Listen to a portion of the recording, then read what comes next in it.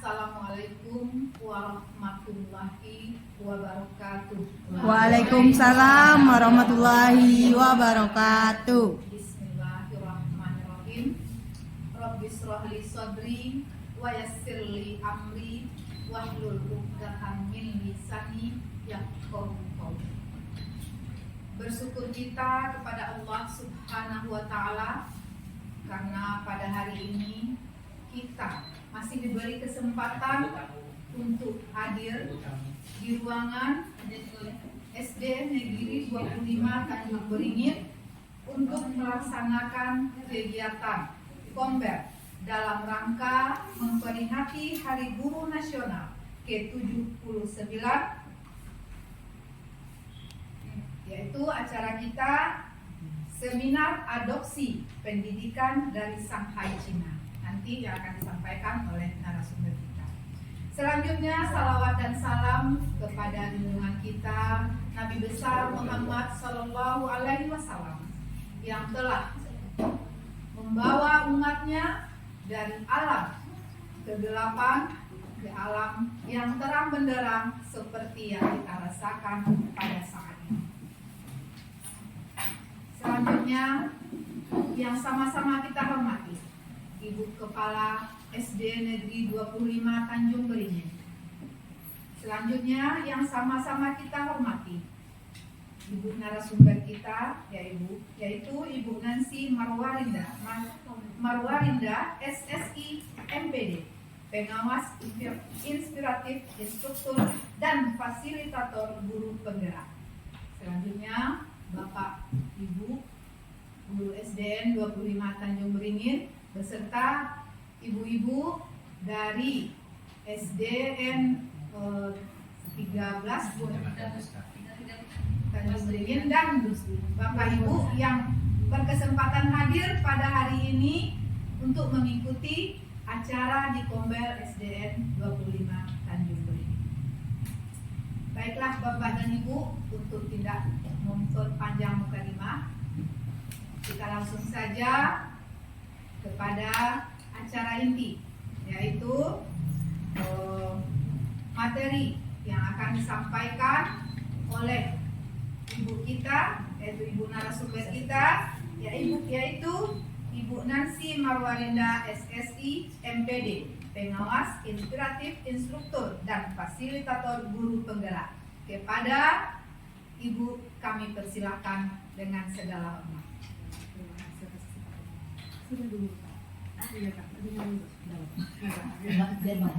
Oh, jadi baik, terima kasih atas kesempatannya.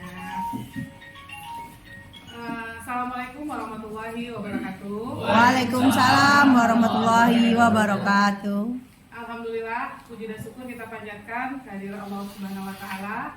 Berkat rahmat dan hidayahnya pada hari apa nih Bapak Ibu semua? Hari Rabu tanggal 20 November 2024 pada siang hari ini di SD Negeri 25 Tanjung Beringin kita dapat bertemu pada siang hari ini dengan semangat yang baik ya Bapak Ibu ya, tetap semangat alhamdulillah. Salawat dan salam tidak lupa kita sampaikan kepada Nabi besar kita Nabi Muhammad Sallallahu Alaihi Wasallam dengan ucapan Allahumma shalli ala Muhammad wa ala ali Muhammad.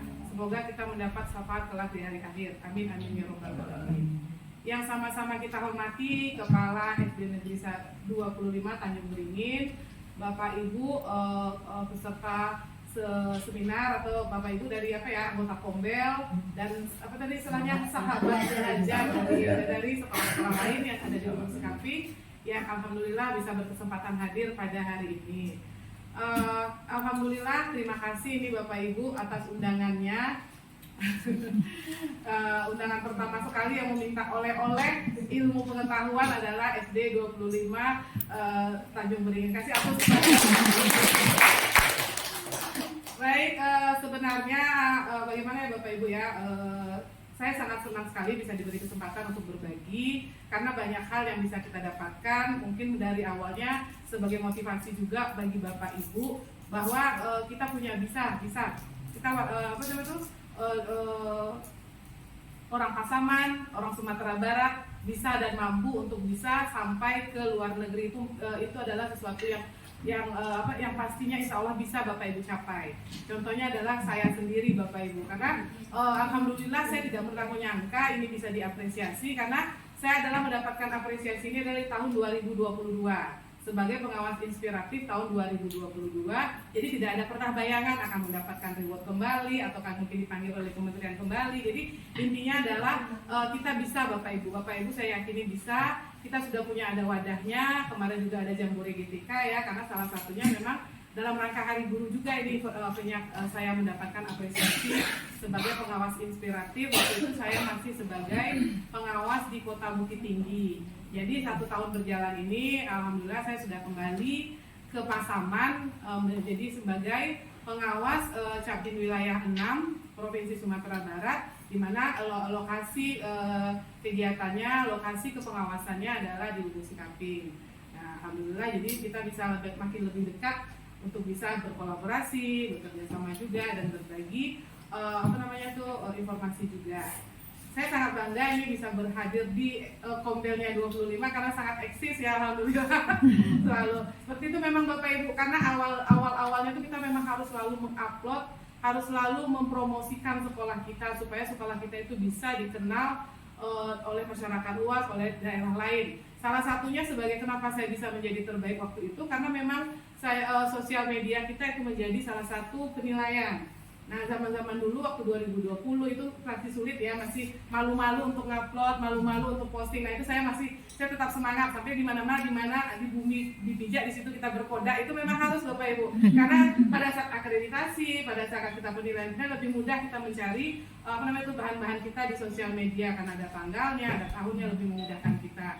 Dan itu menjadi salah satu penilaian juga Bapak Ibu. Jadi apapun yang kita lakukan, terutama untuk sekolah kita, posting saja Bapak Ibu. Kasih tahu khalayak ramai, kasih tahu bahwa kita sudah eksis, sekolah kita seperti apa. Apalagi kita sudah melaksanakan kurikulum merdeka, memang perlu sekali kita posting karena kadang ada saja undangan yang sampai kementerian, datanya adalah dari sosial media. Karena tidak bisa kita duga-duga dapat undangan misalnya untuk memberikan atau apapun itu dari BGP juga, dari apa sebenarnya semuanya bisa. Jadi kita sudah punya wadahnya Bapak Ibu sudah punya PMM, bukti karya Bapak Ibu silakan Bapak Ibu upload di PMM. Karena undangan-undangan yang konten kreator itu kan dari PMM semuanya itu.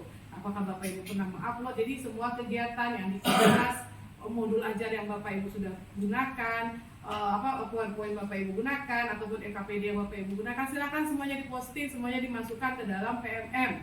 Nah, silakan itu jadi kementerian akan tahu, akan bisa melihat sejauh mana Bapak Ibu sudah menerapkan kurikulum merdeka dengan baik, seperti itu. Jadi ini agak sedikit pantun. Nah, lupa saya tadi mau buka pakai pantun nih Bapak Ibu. Nah ini Shanghai kota modern penuh pesona. Guru inspiratif membimbing masa depan. Mari kita belajar dan berkarya untuk negeri yang jaya ini. Dulu pantun syairiah. Nah ini Hari Guru, hari yang mulia. Guru adalah sumber ilmu dan cahaya. Semoga ilmu dari Shanghai ini bisa menginspirasi kita semuanya. Baik Bapak Ibu, sebelum kita melihat adopsinya ya, mungkin saya akan bercerita. Kami di sana selama 7 hari alhamdulillah. Jadi kalau total harinya dari Pasaman kembali ke Pasaman itu sekitar 14 hari pulang pergi. Dan itu sistemnya untuk kami di sana memang kami dibiayai oleh kementerian. Di Shanghai-nya dibiayai oleh pihak UNESCO mungkin, tapi memang untuk perjalanannya kami didampingi oleh kemitraan oleh Provinsi Sumatera Barat, walaupun mungkin juga ada dana pribadinya judulnya seperti itu. Tapi setidaknya pengalaman yang bisa kita dapatkan. Untuk di Sumatera Barat yang mendapatkan kesempatan selain saya sebagai pengawas juga kepala sekolah dari Kinali ya. Bu Opi, Yopir, dia juga mendapatkan apresiasi sebagai kepala sekolah inspiratif tahun 2023. Nah, mereka juga diundang. Jadi kami ada berdua yang secara prestasi, kemudian secara bersamaan ternyata banyak orang-orang Sumbar yang akhirnya berkumpul di sana. Ada yang dari UNIS, dari guru di sekolah internasional, sekolah Indonesia di luar negeri, dari Jeddah juga datang, itu juga berasal dari Sumatera Barat. kemudian ada guru dari SMKI karena sering mengikuti kegiatan Semolek, kegiatan yang dilaksanakan berbasis STEM, nah juga diundang. Jadi kami ada berlima tambah satu lagi warga Minang juga yang memang bekerja di KSPSTK-nya, memang di Direktorat Kementerian situ. Jadi alhamdulillah lah sama-sama kita masih bisa menggunakan bahasa Minang dalam keseharian. Dan juga di sana kalau kemarin kami sama-sama diajarkan bahasa bahasa Shanghai. Oh tadi sebenarnya mau menyapa pakai bahasa Shanghai ya. Ni hao ma, apa kabar gitu kan ya. Loda Minze Nancy. Nah itu saja sebetulnya kami banyak yang diajarkan, cuma yang mudeng, yang nyambungnya kalau umur lagi yang pokok sedikit yang teringatnya. Jadi alhamdulillah kami di sana ada ada narasumber juga, ada yang mentranslate juga karena berbasis teknologi. Jadi mereka bahasa Cina di depan, kami dengan ada teknologi kami bisa mendengarkan bahasa Indonesia gitu kan. Jadi alhamdulillah, jadi aman sih di sana karena memang sudah diwanti-wanti Ijan jauh-jauh jangan sendiri-sendiri karena kita memang berombongan sama-sama. Dan tadi pengalaman kenapa tadi datangnya cepat itu sudah disampaikan juga ya sama kepala sekolah karena itu memang pengalaman kami di sana. Saya kebetulan pelakunya saya nih yang betul-betul terjadi pada diri saya, 2 menit terlambat langsung ditinggal. Jadi betul-betul kalau janji jam 2 ya tinggal jam 2. Jadi kami berdua ada terlambat. Itu akhirnya ya cari taksi sendiri, bagaimana kita bisa berkomunikasi dengan orang Cina yang tidak bisa berbahasa Inggris gitu kan. Nah kita pakailah aplikasi Google gitu, translate akhirnya karena Allah sayang juga mungkin ya, alhamdulillah lagi sibuk-sibuk sama Pak Sapam, datanglah orang Cina yang ternyata alhamdulillah pernah berada di Indonesia. Itulah yang membantu akhirnya sama lah kami sampai menangis dalam taksi gitu kan. Alhamdulillah ternyata pada saat kita sulitan itu pasti ada yang membantu, di balik kesulitan ada kemudahan gitu kan. Jadi alhamdulillah sampai di sananya akhirnya nggak ada biaya keluar, jadi dibantu oleh panitia.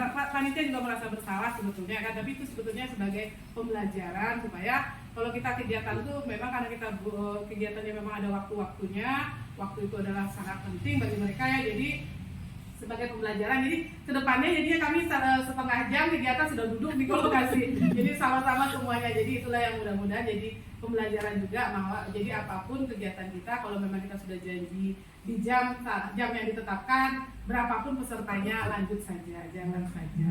Karena kita perlu efisien waktu juga, menghargai waktu juga, sehingga kita lebih Bapak Ibu ya, mulai membiasakan disiplin.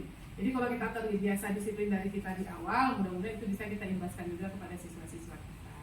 Seperti itu Bapak Ibu. Jadi 7 hari di sana yang kemudian ini agak berbagi cerita dulu lah ya. Nanti baru adopsi pembelajarannya. Jadi di tanggal 2 November itu kami itu sudah melaksanakan penerbangannya dari Jakarta. Sebelumnya kami 3 hari dikumpulkan di Jakarta. Jadi tanggal 2 November jam 1 dini hari penerbangannya, kami itu di perjalanan sekitar 7 jaman lah ya Bapak Ibu. Akhirnya sampainya di sekitar jam 8 pagi di Shanghai-nya. Jadi kami penerbangan langsung, jadi tidak pakai transit. Nah itu jadi ini kondisinya memang sangat ya Bapak Ibu ya. Apa tuh namanya istilahnya kalau mudah-mudahan terjadi pada saya itu carilah ilmu sampai ke negeri Cina. Ada sampai ke Cina. Jadi betul-betul dimanfaatkan ilmunya dan itu ingin berbagi juga sama teman-teman yang lain.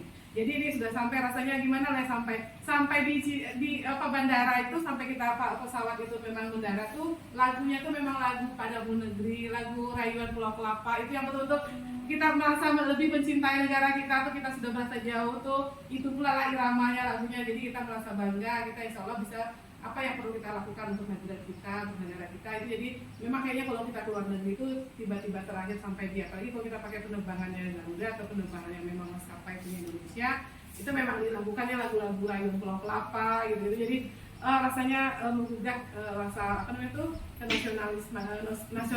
nasionalisme kita gitu ya Bapak Ibu ya. Jadi itu sampai kami, nah di tanggal 2 itu kami sampai langsung kegiatan. Jadi kegiatannya itu kami, nah ini yang siapa ya? Ini yang dari Shanghai, dari Jeddah. Jadi guru kimia juga, karena background saya kebetulan kimia di Sijunjung.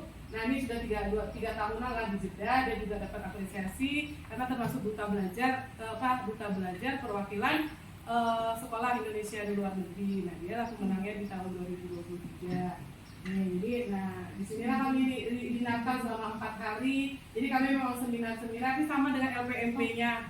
PLB ini jurusan pendidikan luar biasa, Bu. Bukan, ini unit Eka Putra kimia. Oh, Kimia, jurusan kimia.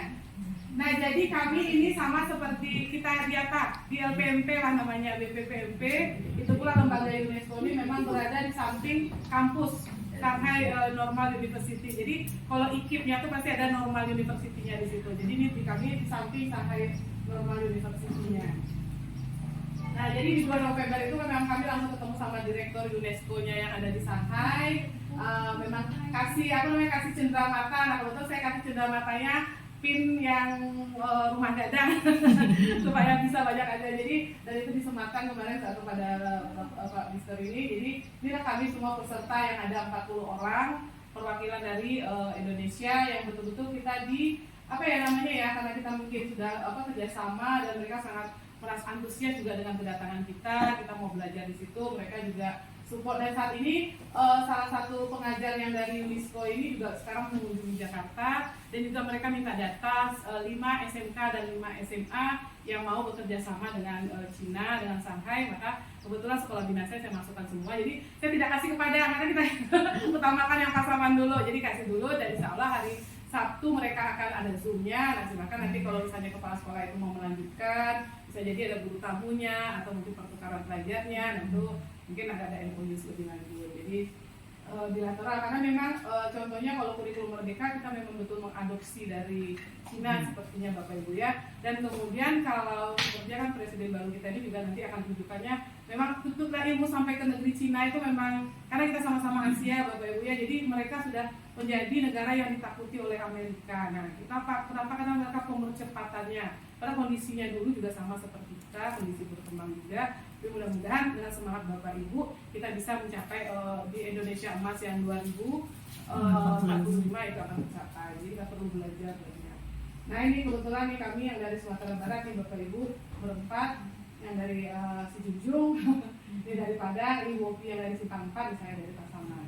Sama-sama betul, sama-sama chemistry. Jadi yang memang utamanya adalah gurunya yang harus diperbaiki. Jadi saya better teacher, better education. Jadi gurunya dulu yang harus ditingkatkan kemampuannya,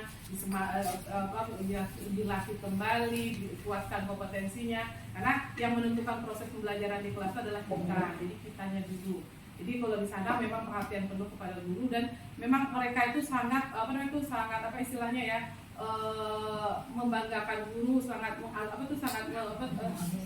menghormati guru, sangat mengapresiasi guru, sangat tinggi sekali rasanya kalau jadi guru gitu. Nah, jadi alhamdulillah Bapak Ibu kita semua sekarang sudah menjadi guru. Jadi intinya maksimalkan apa yang kita miliki, cintai profesi kita Bapak Ibu.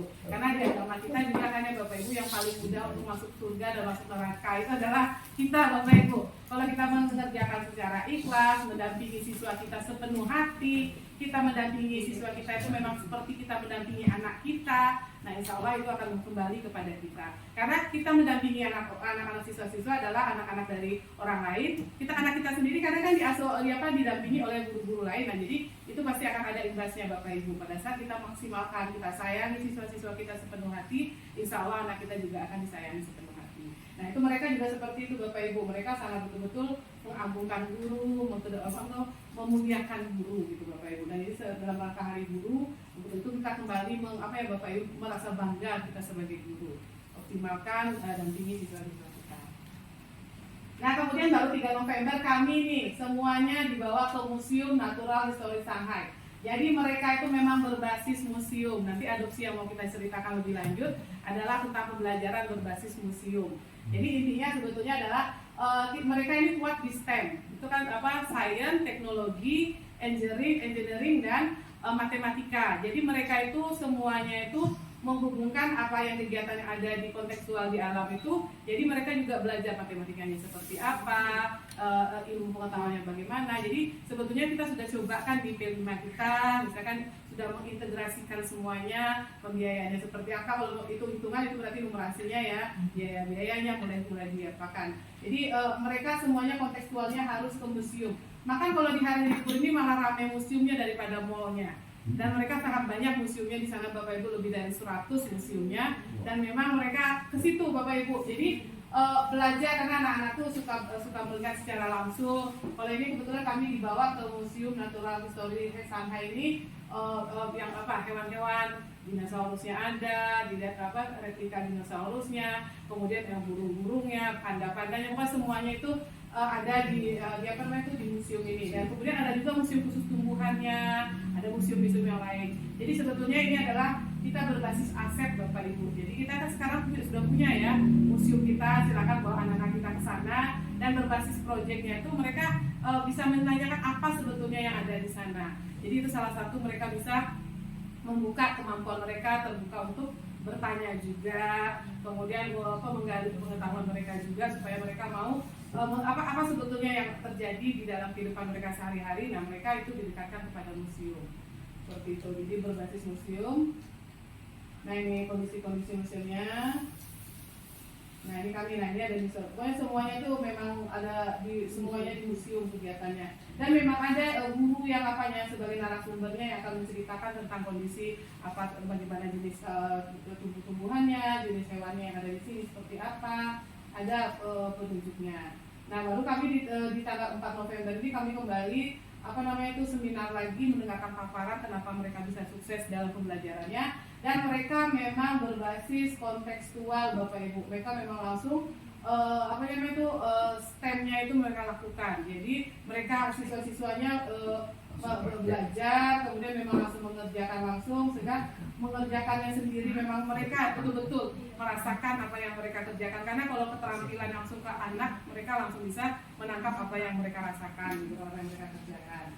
Nah jadi ini kami masih dapat teori-teori, nanti akhirnya kami nanti dibawa ke sekolah secara langsung ke salah satu SMA di Shanghai dan salah satu TK yang ada di Huainan. Kami ada 2 daerah yang kami kunjungi. Jadi di sini mereka sudah menggunakan teknologi karena memang berbasis teknologi, dan mereka menggunakan AI kecerdasan buatan yang sebetulnya banyak yang pro kontranya ya Bapak Ibu. Kalau di sana mereka, karena kita tidak bisa lepas dari teknologi. Bagaimana teknologi itu kita rangkul, kita gunakan dan kita manfaatkan sehingga itu bisa membantu siswa-siswa kita juga. Kalau misalnya siswa-siswanya memang sudah berbasis pakai Android misalnya. Kalau kita di sini bagaimana Bapak Ibu, belum kan? Nah, guru-gurunya manfaatkan AI untuk mencari sumber-sumber ilmu, karena apa yang ditanyakan di AI itu ada jawabannya semuanya. Salah satunya saya coba AI itu adalah dengan pantun. Tadi saya tanyain sama AI, kasih kata kuncinya, keluar langsung jenis pantun yang mau kita pakai. Jadi manfaatkan itu sehingga lebih kaya kita dalam menggunakan materi dalam pembelajaran dengan siswa. Nah jadi ini kebetulan alhamdulillah saya berani bertanya. Pokoknya bertanya saja Bapak Ibu, manfaatkan, ada kesempatan, kita percaya diri, walaupun dengan bahasa Inggris juga pakai AI. Kita tanya pertanyaan itu, jadi mereka bantu. Jadi kita langsung dengan menggunakan bahasa dengan teknologi kita bisa membantu kita. Ada Google Translate juga, ada apa juga. Pokoknya intinya kita berani gitu Bapak Ibu. Ini masih kemudian kami sebagai pengawas sudah dikasih bagaimana jenis kepengawasan yang ada di Shanghai itu. Nah, kemudian tanggal 4 November kami dapat kesempatan city tour ke tempat-tempat ikonik yang ada di Shanghai sampai malam hari. Nah besoknya barulah kami tanggal 5 pergi ke salah satu sekolah yang ada di Shanghai, itu Dongchan High School, di mana di sini mereka memang sudah menerapkan berdiferensiasinya. Jadi mereka berdiferensiasi dari SD dan TK-nya, dari semua sudah dilaksanakan. Makanya kita memang kurikulum Merdeka itu kalau kita lihat memang sudah mengadopsi pembelajaran Cina, karena kita ingin kan sukses Cina. Maka salah satunya adalah kasih pembelajaran yang sesuai dengan minat dan bakat siswa-siswa kita. Nah kebetulan kami juga dipisah, dibagi nih siapa yang sains masuk ke kelas saya, kebetulan yang kimia, beberapa orang guru yang kepala sekolah dari guru kimia, pengawas dari kimia, dan dari kimia itu bergabung. Kami melihat kelas pelajaran chemistry-nya, redoknya. Jadi memang ini sekolah negeri yang memang sarana prasarananya sudah sangat internasional gitu Bapak Ibu. Karena memang kebijakan-kebijakannya itu infrastrukturnya itu yang dikuatkan. Semua sekolah negeri seperti ini. Nah ini kebetulan sekolah negeri yang merupakan bekerja sama dengan UNESCO Tech tadi. Nah ini kami yang perwakilan dari guru kimia. Ini labor mereka memang sangat Bapak Ibu ya, sangat modern sekali. Semuanya memang mereka belajar langsung dalam labor. Jadi bukan ketemu di materi dulu nanti baru masuk ke labor. Kalau kita kan sukanya kayak gitu, materi dulu selesaikan di kelas. Kalau dia memang pembelajarannya langsung masuk ke kelas seni mereka, fisika masuk ke kelas fisika, bahasa Inggris langsung masuk ke kelas bahasa Inggris. Nah kalau kebetulan kami melihat di pembelajarannya ini, mereka memang berkelompok itu dua-dua Bapak Ibu. Karena kalau udah banyak pasti tidak bisa fokus kan ya. Jadi ada yang radio, yang lainnya memang numpang nebeng. Nah, jadi sering juga kita mungkin kalau mereka bisa berkolaborasi mulai berdua-dua dulu. Jadi mereka berani untuk menyampaikan apa yang mereka pikirkan seperti itu. Nah ini Bapak Ibu nih di apanya juga seperti itu. Jadi mereka memang fokus belajar. Dan memang di depannya sama seperti biasa, guru-guru yang memberikan materi dulu. Materinya dapat dari guru-gurunya. Jadi walaupun mereka awalnya dapat dari AI, mereka sudah berbasis teknologi, nah tapi sumber yang membenarkan materi, yang akan membenarkan apapun konsep-konsep tetap dari guru. Jadi dari guru datanya, barulah nanti mereka langsung bekerja di dalam kegiatannya. Ini betul tentang redok mereka pelajari. Ini kepala sekolahnya sama. Tiap pertemuan kami memang selalu memberikan gift gitu ya, itu bentuk daerah-daerah kita. Nah, baru akhirnya tanggal 5 November di hari yang sama, kami pindah lokasi, kami ke Huainan. Ke Huainan ini kami mau bertemu dengan melihat kampus yang ada di sana, kampusnya. Kemudian, nah ini kami pakai kereta cepat, Bapak Ibu, yang memang semuanya. Nah, di selama perjalanan kereta cepat itu subhanallah Bapak Ibu tidak ada yang betul-betul kita ngeliat orang miskinnya nggak ada gitu, rumah-rumah yang sangat memang semua mereka rumahnya naik ke atas semuanya, apartemen semuanya, rumah susun semuanya. Jadi sawah-sawahnya tuh betul-betul sawahnya yang kita lihat. Nanti rumahnya memang satu tumpuk, mereka satu apartemen itu sawah lagi ya, seperti itu. Di desa itu di Shanghai itu di daerah mereka sudah sangat maju Bapak Ibu. Jadi kami makan di sana, nasinya seperti nasi daerah Jawa lah ya, nasinya kan nasi pulen, jadi kalau pakai sumpitnya enak. Kalau nasi Jawa berdarah-darah itu pakai sumpit, karena pakai itu. Jadi, nah di situ jadi seperti nasi orang Jawa lah itunya, pulen-pulennya. Hingga kami di Huainan, nah kami disambut dijamu oleh bupatinya di sana. Memang sistem makannya tuh kita makan dulu, nanti pokoknya seperti yang rasanya kita betul-betul dihargai lah, diapresiasi karena mereka merasa senang Indonesia datang ke negara mereka. Kemudian barulah besoknya kami ke kampus Huainan Normal University. Nah di sini juga ada seminar, ada bergabung dari delegasi dari India juga. Nah kemudian di seminarnya kami sama-sama memang mendapatkan ilmu lah ya tentang bagaimana seharusnya pembelajaran di Shanghai itu kenapa bisa maju. Itu yang membuat kita dulu sama-sama loh dengan India, Indonesia, setara, tapi mereka kok bisa langsung kencang seperti itu. Nah, nanti kita bisa lihat apa kebijakan-kebijakan yang ternyata membuat mereka menjadi lebih kuat, lebih maju. Ini juga saya ke biologinya. Nah, kemudian selanjutnya di hari yang sama kami ke TK-nya. Di TK ini yang betul-betul kami sangat berkesan Bapak Ibu. Memang apa namanya itu? Di TK ini mereka betul-betul diajarkan.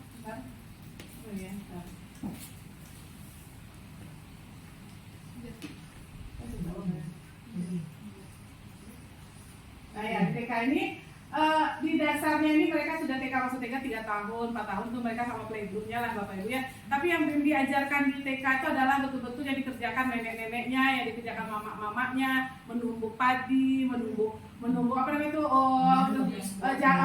untuk kedelai, untuk bikin susu kedelai itu. Karena minumannya memang kami tiap pagi minum itu tidak air putih dikasih, tapi satu susu kedelai itu dikasih terus sama pihak penyelenggara. Nah, mereka itu anak-anak mereka diajarkan. Jadi ada kelas khusus memang berdiferensiasi juga ya, satu kelasnya ini bukan masak-masak saja kerja mereka gitu kan, tapi nanti mungkin satu minggunya nanti mereka rolling lokasi gitu kan. Jadi mereka fokus. Jadi apa yang disajikan di sana tuh memang hasil mereka semuanya Bapak Ibu. Memang bukan teknik yang secara tekniknya, kalau dasar mereka di zaman-zaman kecil mereka dikenalkan dengan susahnya hidup zaman dahulu mereka. Jadi mereka bangga dengan tradisi mereka menghargai orang tua mereka, ya kan? Jadi memang cara yang lama itu memang digiling, memang ditumbuk-tumbuk semuanya, itu mereka kerjakan. Kemudian mereka ada kelas juga yang memang berkemah di alam gitu. Misalnya ada tenda, sampai ada namanya itu stand-stand. Pokoknya kalau misalnya dia kondisi bahaya, kondisi misalnya gempa apapun, mereka siap juga dalam menghadapi kehidupan mereka. Jadi mereka diajarkan di TK ini semuanya.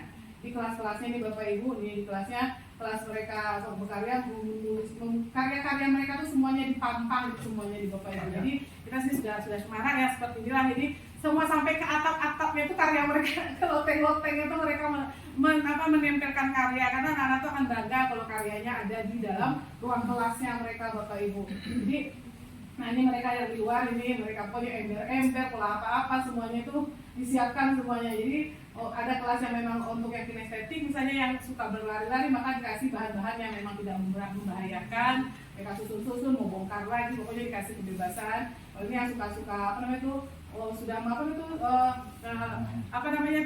yang dari tanah liat, misalnya dari pestisida,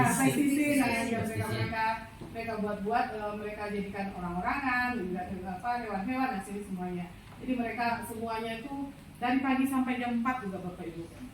Dan yang menjemputnya tuh memang nenek-nenek mereka, karena Bapak Ibunya mungkin produktif ya, jadi tidak bisa menjemput anak-anak mereka. Jadi memang di sana tuh sama seperti kita, tuh keluarganya tinggi, tinggal masih satu rumah sama neneknya, sama apanya, memang sangat dia gitu kan. Jadi yang menjemput yang antrian kami jam 4 kami selesai mau pulang tuh, yang ada di penjemputan tuh memang sudah sepuh-sepuh semua. Dan itu orang yang produktif, karena Bapak Ibunya kalau produktif mereka masih kerja gitu kan. Jadi tuh jadinya terlibat keluarga semua, sangat kekeluargaan. Dan selanjutnya barulah kami dibawa ke ke situ lagi, ke Wainan, melihat kondisi seperti zaman-zaman tuh kaisar, jadi alhamdulillah kami kasih kesempatan sebentar saja, akhirnya kami kembali ke Shanghai. Nah waktu kembali ke Shanghai itulah kami ketemu lagi dengan seminar yang melibatkan guru Thailand, guru Cina, Thailand dan Indonesia bergabung. Nah untuk mendengarkan paparan tentang STEM, mereka memang fokusnya di STEM. Bagaimana mereka bisa literasi numerasinya itu bisa dilihat melalui STEM-nya tadi Bapak Ibu, soal science, teknologi, engineering, dan matematika. Jadi yang situ dibuatkan yang di UNESCO, jadi STEM, mereka memang mendirikan STEM ya, jadi bagaimana STEM itu bisa kita kuatkan di sekolah kita, itu bisa insya Allah Bapak Ibu. Jadi kontekstual, jadi mereka pada saat mereka mengukur berarti matematikanya jalan, cara menulis bisa menulis apa yang terasa di esainya, menulis apa yang mereka lakukan, itu literasinya jalan. Jadi dasar dari STEM ini literasi dan numerasi bisa terlihat bagi siswa-siswa. Ini kebetulan ada malam harinya, mereka sangat mempertahankan, mereka teknologi modern dan tradisionalnya memang masih kuat mereka mau megang tradisi Bapak Ibu. Akhirnya baru kembali ke Indonesia. Nah itulah perjalanan saya selama 2 sampai 8 November pada saat mengunjungi Shanghai. Jadi itulah sedikit gambaran. Alhamdulillah merasa sangat beruntung sekali, Bapak Ibu tidak menyangka juga rasanya setelah tempat Allah mana lagi lah yang didustakan gitu Bapak Ibu ya. Jadi memang setidaknya Bapak Ibu bisa memulai dari awal, dari sekarang. Apapun yang Bapak Ibu lakukan, Bapak Ibu kerjakan di kelas, tulis kembali mungkin kebiasaan kita menulis. Kelebihan saya di situ ya, apa yang saya tulis, apa yang saya buat itu saya tulis, jadikan tulisan. Jadi apa yang saya buatkan itu saya posting, apa yang kita lakukan saya posting. Jadi kita itu bisa Bapak Ibu cobakan. Apapun yang Bapak Ibu lakukan di kelas, walaupun menurut Bapak Ibu sangat sederhana, kadang itu istimewa bagi orang lain Bapak Ibu. Karena kalau dilihat video saya yang sampai juara 1 nasional, sampai saya tidak menyangka menjadi juara 1 nasional di 2022 itu, kalau dilihat sebenarnya sederhana saja Bapak Ibu. Perjalanan kita sebagai seorang pengawas mendampingi sekolah yang ada di Bukit Tinggi waktu itu. Nah itu yang saya ceritakan, keseharian kita, bagaimana yang kita lakukan. Jadi ternyata secara natural, secara mengalir, secara apa adanya, maka itu menjadi sesuatu yang istimewa. Jadi kalau dilihat ulang sama teman-teman yang lain, mau diikutin juga, kok bisa juara, tapi itu sederhana tapi bermakna.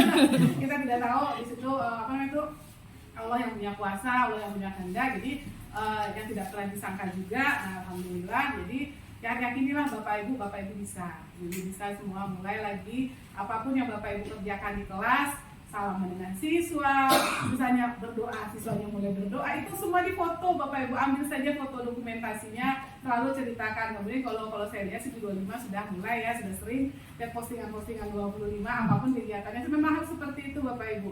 Bukan kita ria atau tidak, tapi tidaknya kita menceritakan untuk memotivasi juga dan sebagai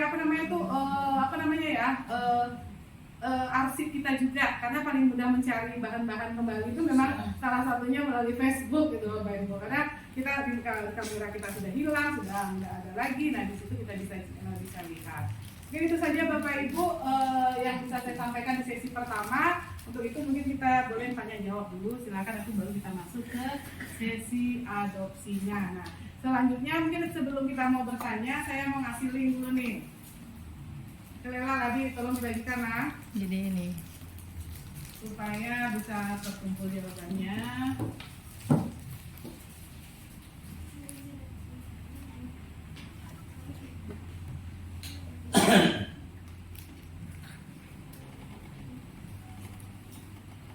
Nah, nggak sampai lah. Tolong dibagikan ke Bapak Ibunya. Semoga bisa dibuka ya.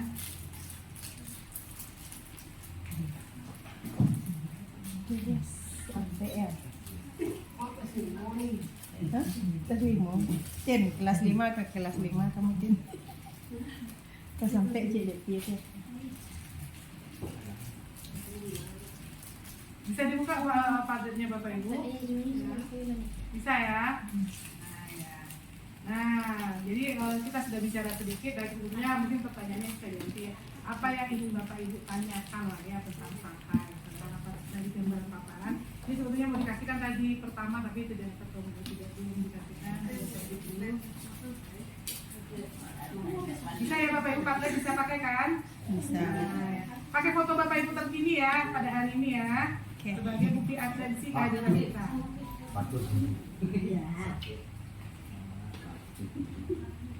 Jadi foto Bapak Ibu yang ada ini. Dan tunggu saya nanti pertanyaannya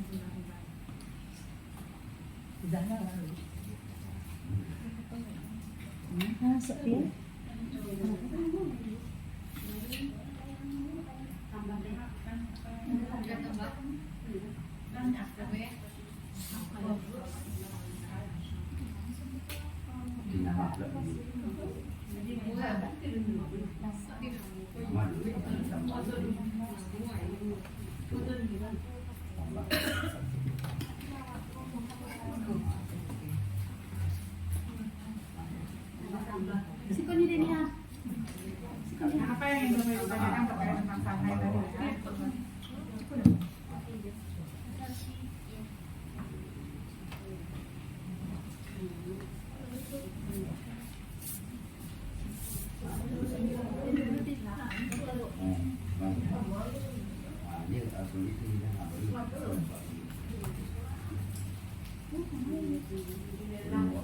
Sama-sama minum Bapak Ibu, ini minum ya Bapak Ibu. Ya, silakan Ibu.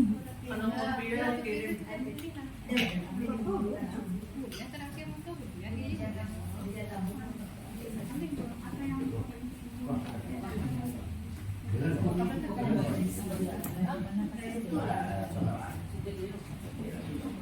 Yang ingin ditanyakan, yang ingin didiskusikan, atau yang dari paparannya tadi ada yang ingin lebih dikuatkan, silakan. Bisa kita didiskusikan.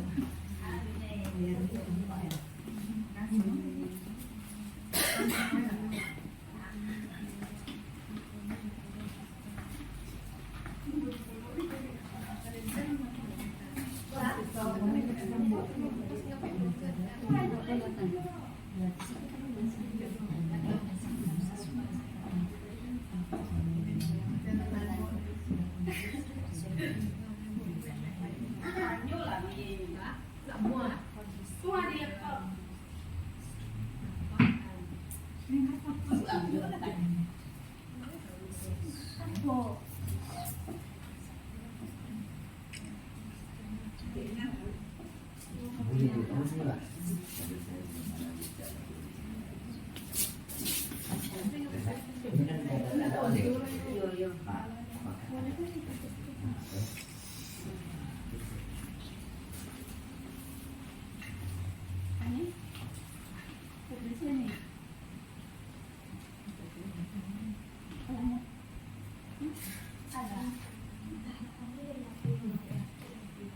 ini sudah masuk ini Bu Benita Maila.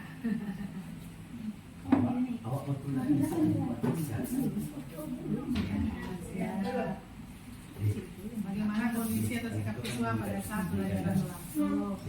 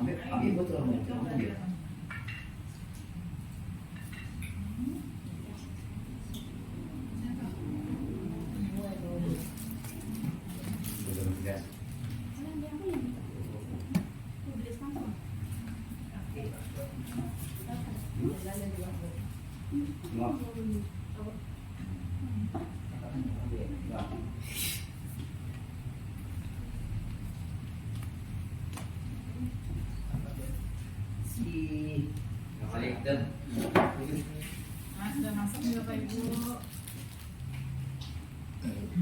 Oh ya, kita ke sekolahnya. Baik, Kristin pelajari bidang keagamaan. Bagaimana bicara-bicara dengan anggota yang berada di negara kita. Nah, kita ada berapa orang nih semuanya nih? 1, 2, 3, 4, 5, 6, 7, 14, 15 orang. Nah, ayo. Sampai apa lah ya? 75% dari kita masuk. Kalau bisa 100% lah ya. Tanyakan bagaimana cara gaya mengajar guru di sana, bagaimana kondisi dan kondisi siswa saat mengikuti PPDN.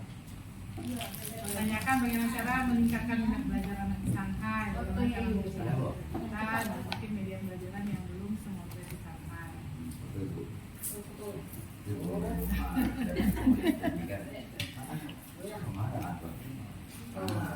Nah, uang sudah dapat dulu kok. Ada bicara terhadap budaya. Apa pertanyaan dulu?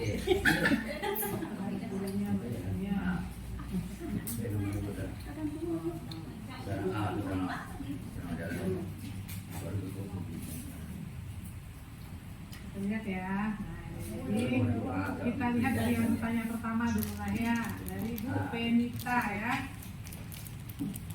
Nah ini, jadi salah satu cara bagaimana kita ingin siswa-siswa kita mau bertanya, salah satunya adalah minta mereka menuliskan dalam satu kertas lembar atau dalam satu kertas dulu. Jadi karena biasanya yang suka bertanya kalau secara langsung kan mungkin itu saja. Nah jadi kita kan inginnya mereka bisa mampu berbicara, berani mengungkapkan pendapatnya. Siswa-siswa kita tuh semua siswa kita. Jangan sampai yang itu saja, tapi semuanya memang memberikan dampak pada siswa. Nah caranya suruh mereka menuliskan apa yang mereka rasakan, apa yang mereka pikirkan. Jadi suruh mereka menulis dulu. Nah kalau menulis ternyata banyak kan pertanyaannya. Kalau disuruh tanya satu-satu mungkin tadi malu-malu apa bertanyanya.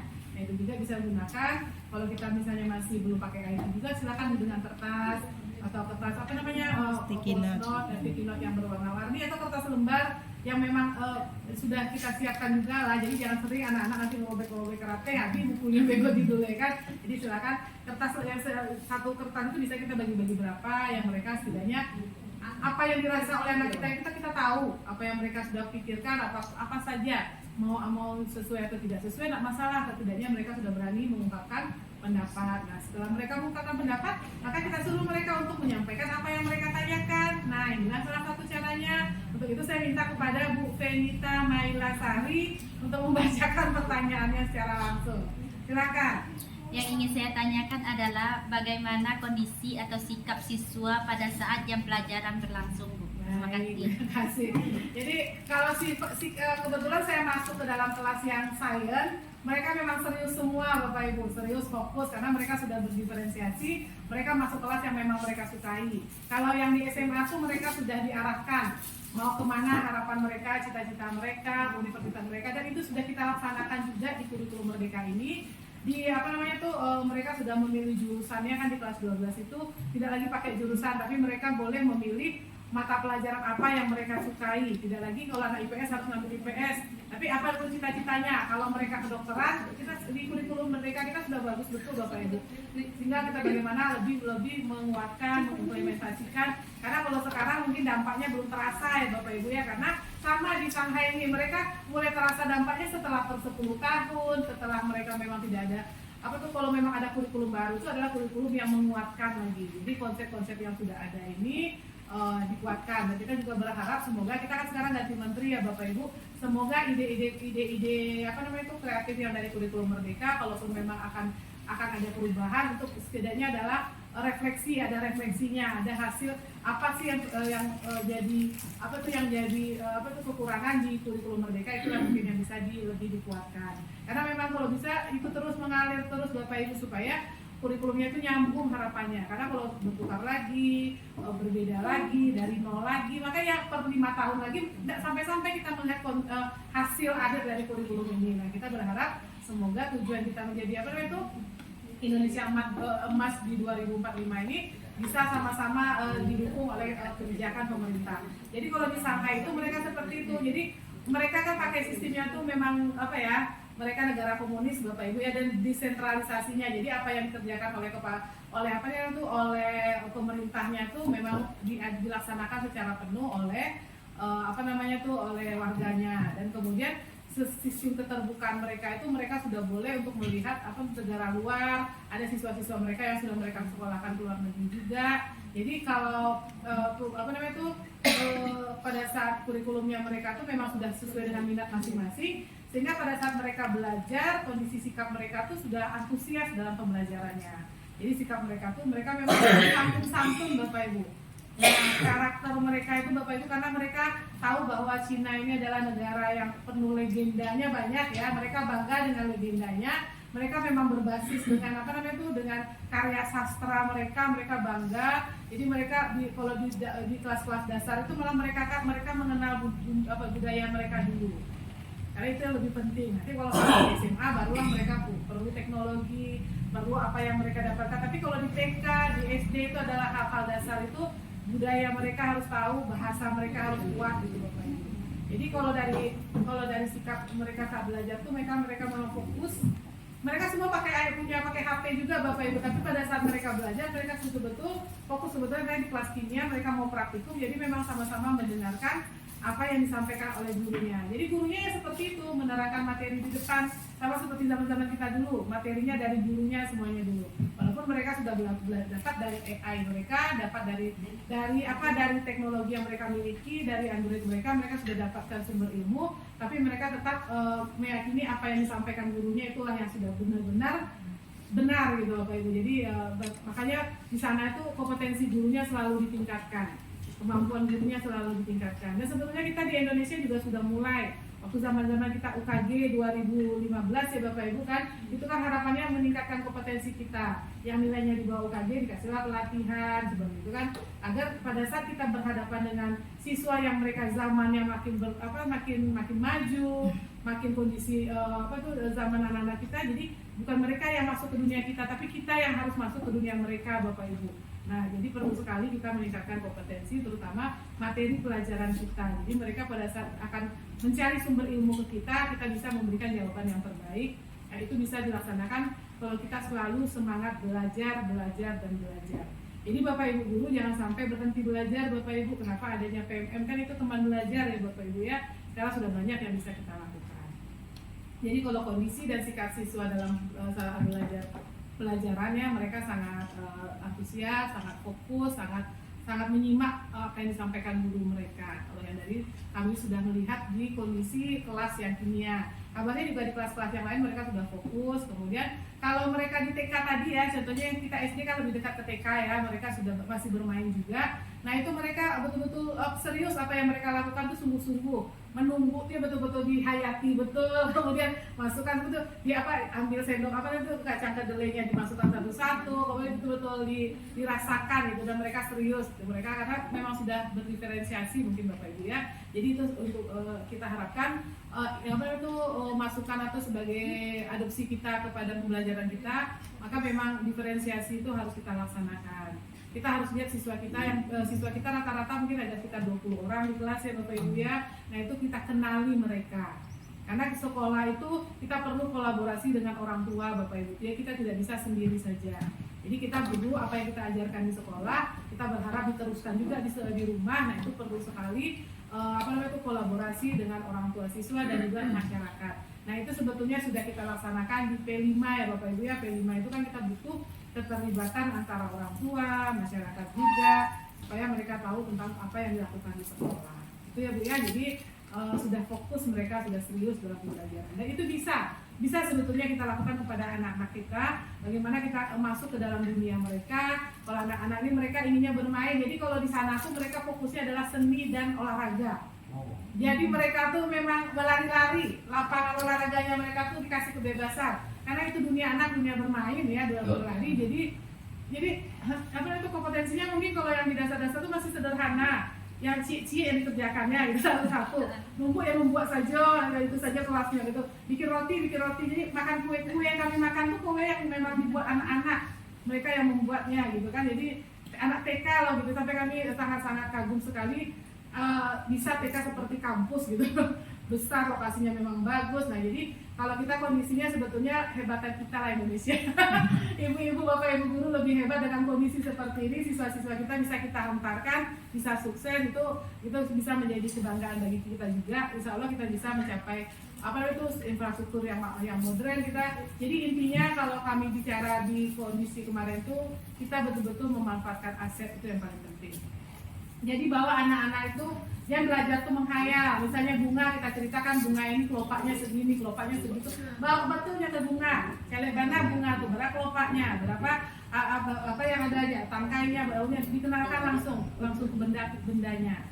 Seperti itu. Nah, itu yang kontekstual, itu yang perlu sekali sambil bermain, sambil mereka juga bisa belajar. Karena kalau fokus langsung di pelajaran di kelas, nah itu kadang-kadang mereka sudah mentok Bapak Ibu ya untuk untuk bisa mendapatkan apa yang ingin mereka pelajari. Jadi silakan sering-sering bawa mereka keluar saja. Bosan-bosan mereka di dalam boleh keliling-keliling kelas kosan juga lah gitu kan, ambil satu tempat di pohon itu, belajar tentang pohon itu misalnya kan.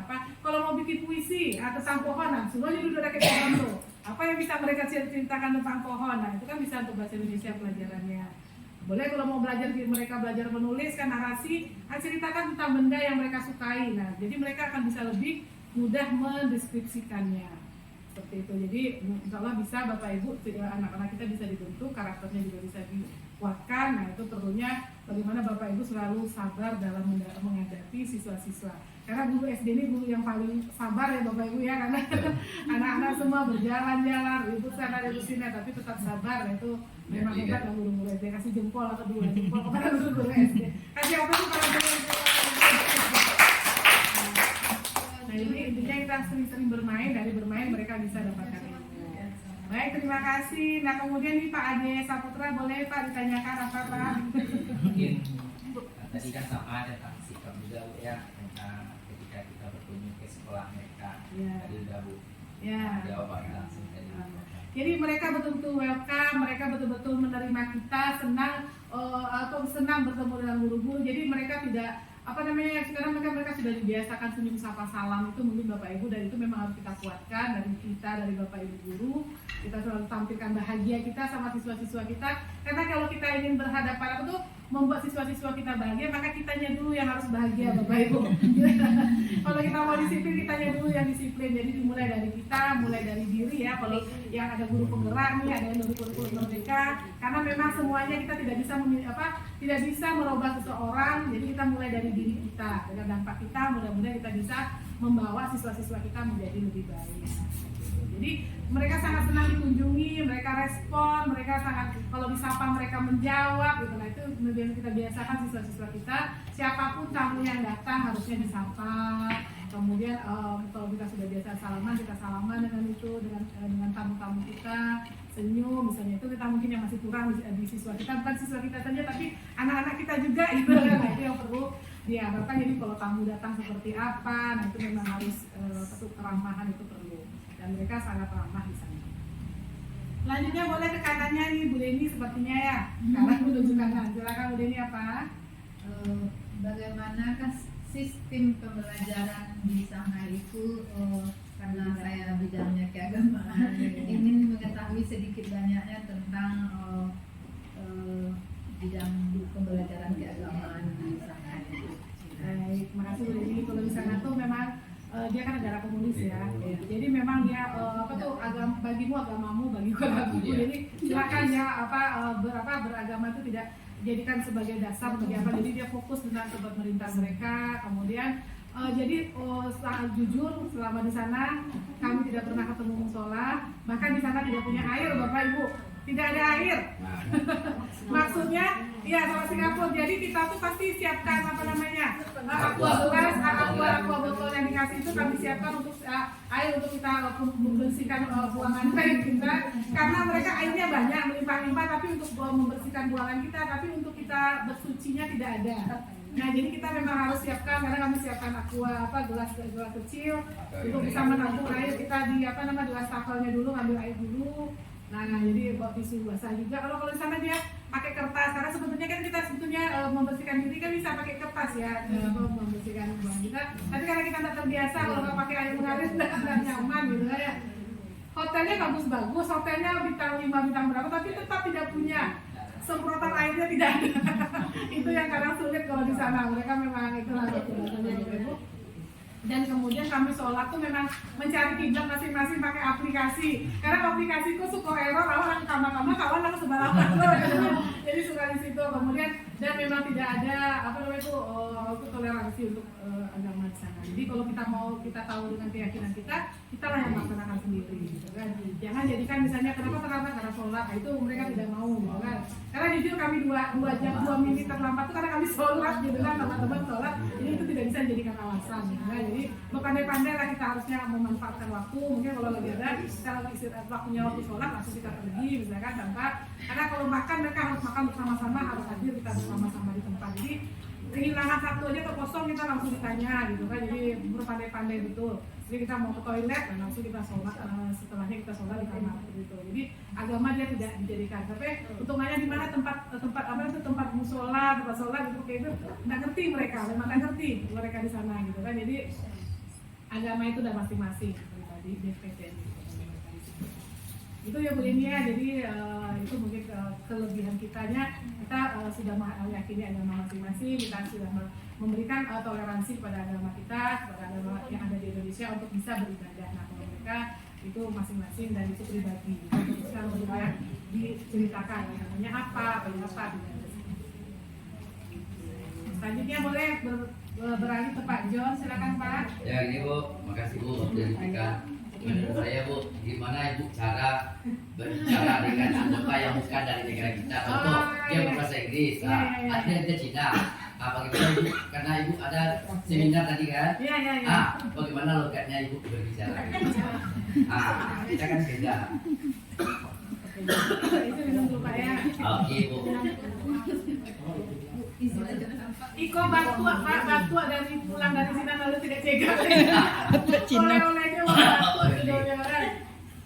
batu. Jadi kalau di sana karena alhamdulillah mereka sudah punya teknologi ya Pak ya. Jadi pada saat mereka paparan pakai bahasa Cina, kami semua ada handset. Kami bisa mendengarkan pakai teknologi, pakai ada di belakang itu mereka sudah menyediakan penerjemah ditranslasikan.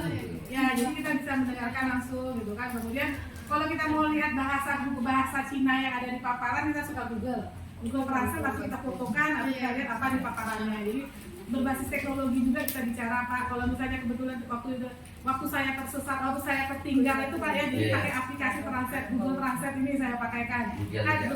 kita pakai bahasa Indonesia, kita translate ke bahasa Cina, kita klik bahasanya kan ada yang pakai apa tuh, pakai suara kan, speaker lah, kita dengarkan, oh dia mengerti ya gitu. Jadi memang teknologi ini, dengan adanya teknologi bisa kita dimudahkan. Mereka di sana sangat tidak bisa tidak mau pakai bahasa Inggris, Pak. Tampilan semua yang ada di jalan mereka tuh malah, kalau di Huainan ya, kalau misalnya lumayan lah, sudah kota berarti masih ada Inggrisnya. Tapi kalau di Huainan tuh tidak, sama sekali tidak ada bahasa Inggrisnya. Jadi kalau apa tuh kita lihat apa sih artinya ya? Ya masalahnya dia kan pakai garis-garis gitu ya. Jadi sama karena itu mungkin yang membuat mereka maju, mereka percaya diri dengan mereka. Kalau orang yang mau datang ke daerah mereka harus belajar sama mereka, harus pandai dulu bahasa mereka. Kayak Jepang, kayak Cina gitu kan. Jadi memang kalau kita kan kita yang menyesuaikan diri, ya awalnya apa gitu kan. Jadi mereka sudah mampu berbahasa Inggris, tapi mereka masih mempertahankan bahasa nenek moyang mereka gitu. Nah, kenapa ya akhirnya kok di Cina ini literasi numerasinya tinggi? Karena waktu ketek-ketek itu mereka sudah harus belajar nulis kanji itu, Pak. Ya, kami belajar A saja, A itu membacanya beda-beda, beda-beda artinya gitu. Seperti itulah sulitnya. Jadi karena mereka sudah terasah dari kecil harus pandai dulu bahasa kanjinya itu, maka mereka mampu dengan mengikuti pelajaran selanjutnya. Sebetulnya kalau kita adopsi dari kita, sebetulnya contohnya kalau kita anak-anak kita dari awal kecil-kecil kan untuk membaca Al-Quran itu kan sulit ya Pak ya. Kalau mereka sudah bisa mampu menghafal Al-Quran, membacanya, mungkin mudah-mudahan pelajaran-pelajaran lain mereka lebih mudah, lebih simpel. Itu Pak Bapak Ibu, jadi dan itu juga menjadi kendala saya. Baru saya terpikir memang bahasa Inggris itu sangat penting Bapak Ibu, sangat penting. Jadi sebetulnya kalau kita sudah dari kecil menguasai bahasa Inggris, kosakata kita banyak. Nah, kendala kita kan ternyata kalau orang bilang itu tidak sulit, kita bisa gitu. Tapi karena kosakata kita tidak banyak, makanya kita sulit mencari. Itu apa ya bahwa pasangannya yang pakai partner ini kan sebenarnya sederhana, tapi itu. Jadi itu masukan untuk kita semua Bapak Ibu, anak-anak kita itu memang harus mampu di bahasa Inggris. Kita kan sudah ada guru bahasa Inggris ya, SD, nah kuatkan. Jadi perbanyak kosakatanya. Kalau di SD ini banyak kosakatanya, mereka banyak mendengarnya. Nah kemudian sering banyak dongeng, banyak bercerita, cerita-cerita rakyat, cerita-cerita pokoknya hal-hal sederhana itu mereka kan tertarik tuh. Nah kita ceritakan itu juga dengan bahasa, dengan pembelajaran apapun, banyak mendongeng harusnya Bapak Ibu. Bercerita ulang, pada zaman-zaman dulu kan awak sering mendongeng ya, dan nenek-nenek awak mendongeng ya. Itu ternyata memang bagus loh Ibu, imajinasinya bisa lebih bagus. Karena anak-anak kita tuh memang harus berimajinasi, harus punya mimpi Bapak Ibu. Jadi kalau misalnya cerita awak pengen jadi Allah, misalnya aneh-aneh itu silakan direspon baik positif. Itu tidak mungkin loh, jangan dipatahkan. Pokoknya sesuatu yang tidak mungkin menurut kita saat ini bisa menjadi sesuatu yang yang real, yang nyata di kemudian hari. Jadi apapun yang disampaikan anak-anak kita itu respon dengan baik Bapak Ibu. Karena salah satunya yang kita harapkan adalah pada saat mendampingi anak itu selalu mengubah pola pikir kita menjadi hal-hal positif. Karena hal negatif itu paling mudah dake kawa. Tapi Bapak bisa mengalihkannya menjadi hal positif.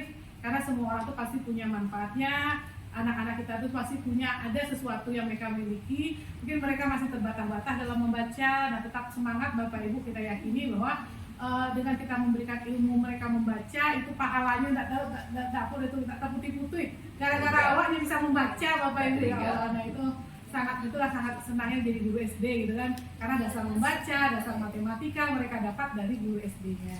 Bangga jadi guru SD ya Bapak Ibu ya. Karena itu dasarnya Bapak Ibu, pendidikan dasarnya yang harusnya memang makin ke SD itu makin apresiasi pemerintah tuh harusnya lebih besar, karena lebih paling sulit mendidik anak, mengajarkan dari yang tidak bisa menjadi bisa, dari tidak bisa membaca, tidak bisa menulis, tidak bisa matematika. Nah, kalau mereka yang dasar-dasar tuh harus duduk Bapak Ibu. Jadi contohnya kalau kali-kali itu memang harus hafal di luar kepala. Itu memang harus Bapak Ibu. Karena kalau misalnya kita kasih istilahnya kalau kurikulum merdeka nggak perlu anak tuh tahu, nggak perlu. Tapi kalau yang untuk dasar tuh konsep tuh harus duduk. Zaman-zaman kita dulu kan itu tuh bisa keluar kelas. Kalau sudah tahu 3 kali 7 berapa congkak gitu. Jadi itu memang harus hafal. Harus ada di kepala mereka. Karena kalau sudah mereka bisa kali-kali mereka bisa bagi-bagi gitu kan Bapak Ibu.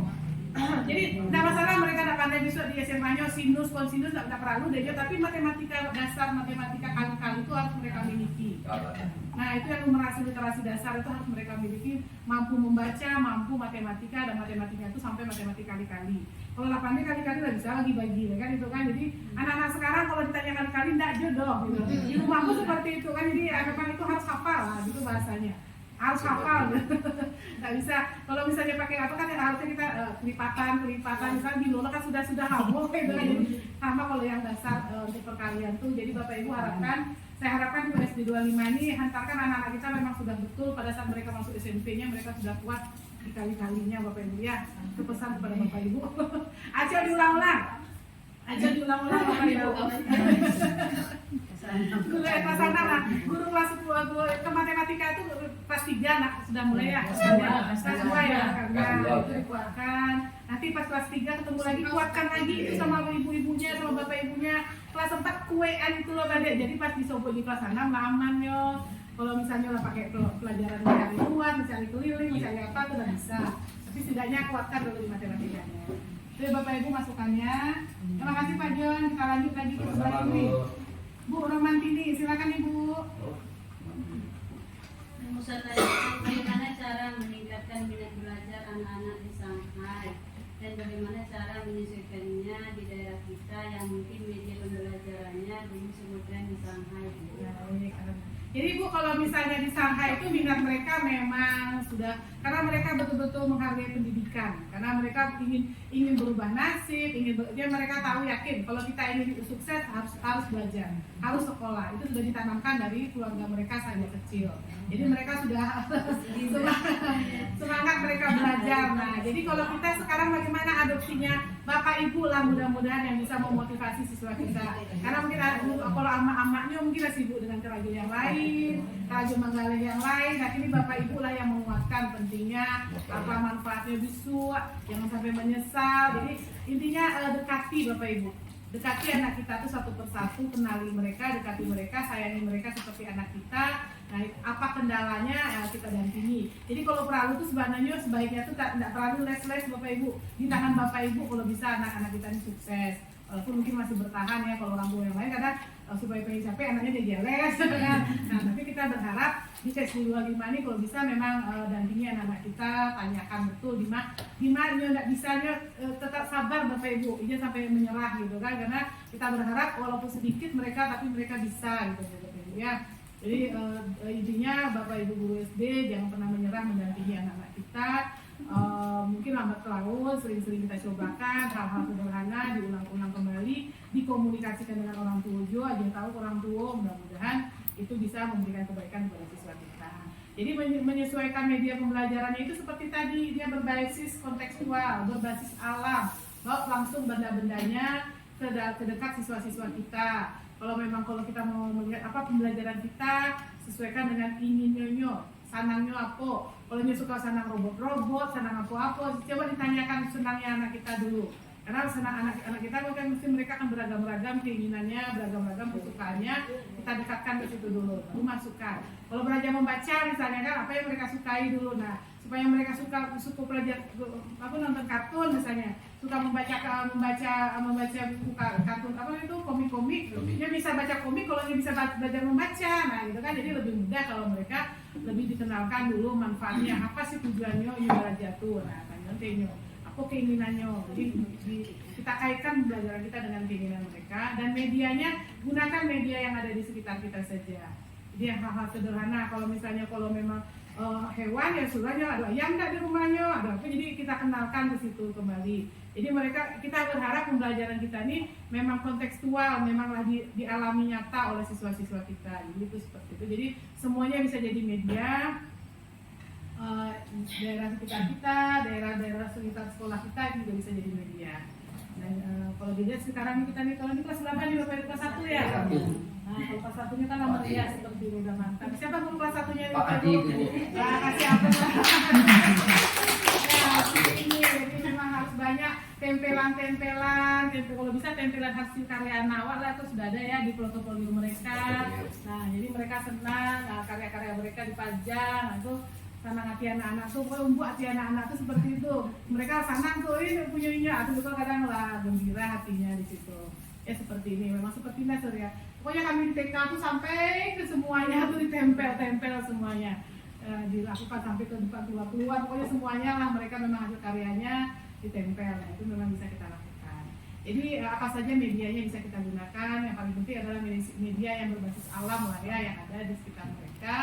Nah kemudian tugas-tugas bisa kita juga libatkan sama orang tua juga. Tapi kalau orang tuanya kita berharap mereka tuh dapat banyak ilmunya memang dari bapak ibu lah harapannya ya. Karena kalau kita kondisi orang tua kita kan banyak beragam. Kadang buat PR kadang nggak sampai sudah PR dibawa di luar. Nah jangan marah-marahi anak kita karena PR lagi bapak ibu. Jangan PR. PR sederhana saja. Kalau bisa diselesaikan di sekolah, selesaikan saja di sekolah. Karena mereka kadang kalau bisa pulang sampai jam berapa bapak ibu? Setengah satu. Setengah satu. Jadi kalau misalnya hal-hal sederhana yang bisa dibantu oleh orang tua, mudah-mudahan bisa dibantu lah orang tua ya.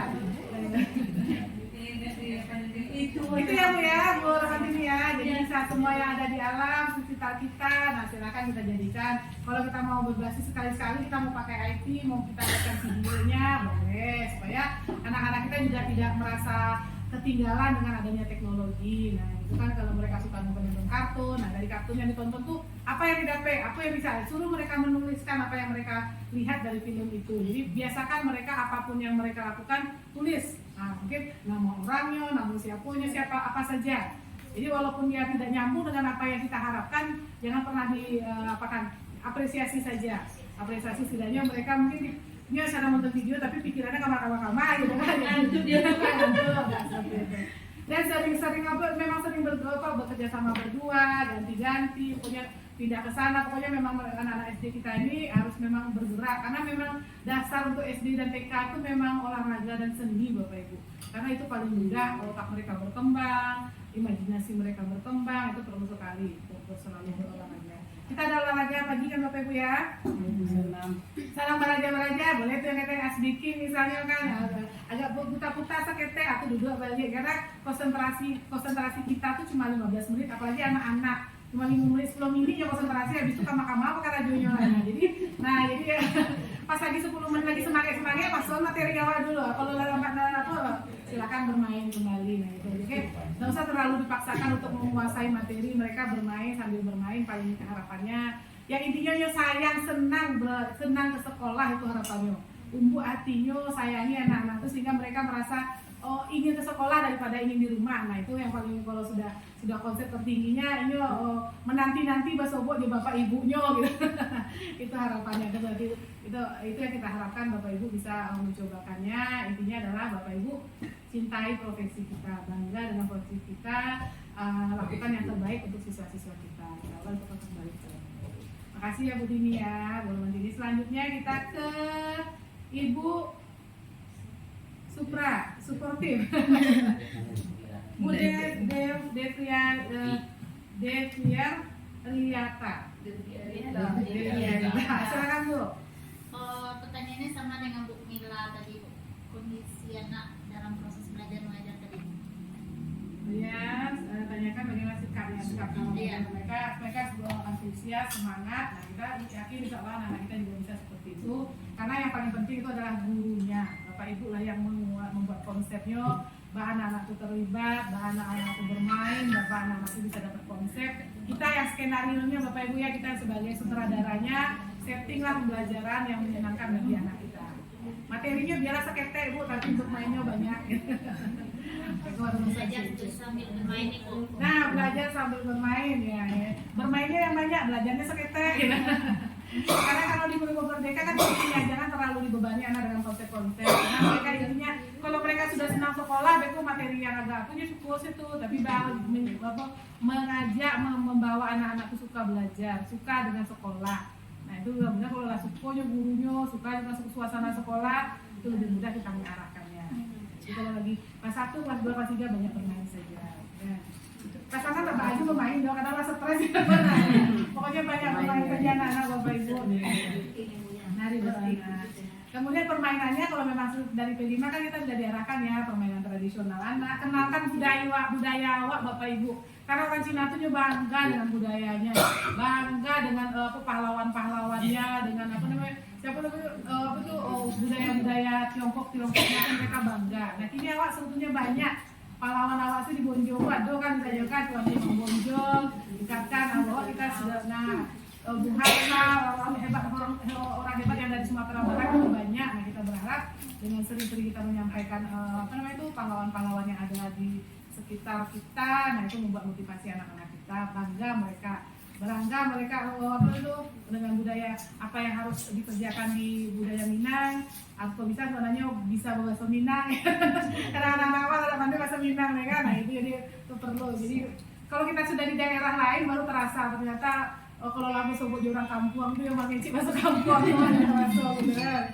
Nah aduh bahasa Indonesia Rayanya bahasa Minang, makanya tapi orang-orang lain malah taunya kita mintanya itu kelihatan gitu kan, jadi bangga dengan budaya. Untuk ya. Ya, makasih Bu. Selanjutnya Bu Amina boleh Bu. Ya. Boleh. Yang akan saya tanyakan yaitu menyangkut dengan adab, melihat adab-adab anak siswa kita sekarang sudah tidak begitu bagus lagi. Jadi bagaimana cara guru-guru di sana itu untuk merubah adabnya yang telah terbiasa dari rumah atau dari lingkungan masyarakat, merubahnya di sekolah. Baik, makasih Bu Am. Jadi kalau kita bisa gabungkan ya dari situ, sebentar. Nah ya, adopsinya tuh karena memang kalau mereka kan Shanghai ini memang itu ya peraih 1 dari skor PISA. Jadi PISA-nya adalah kenapa Indonesia sangat intens di PISA ini, karena di situ ada matematika membaca dan sainsnya, literasi numerasinya sangat kuat.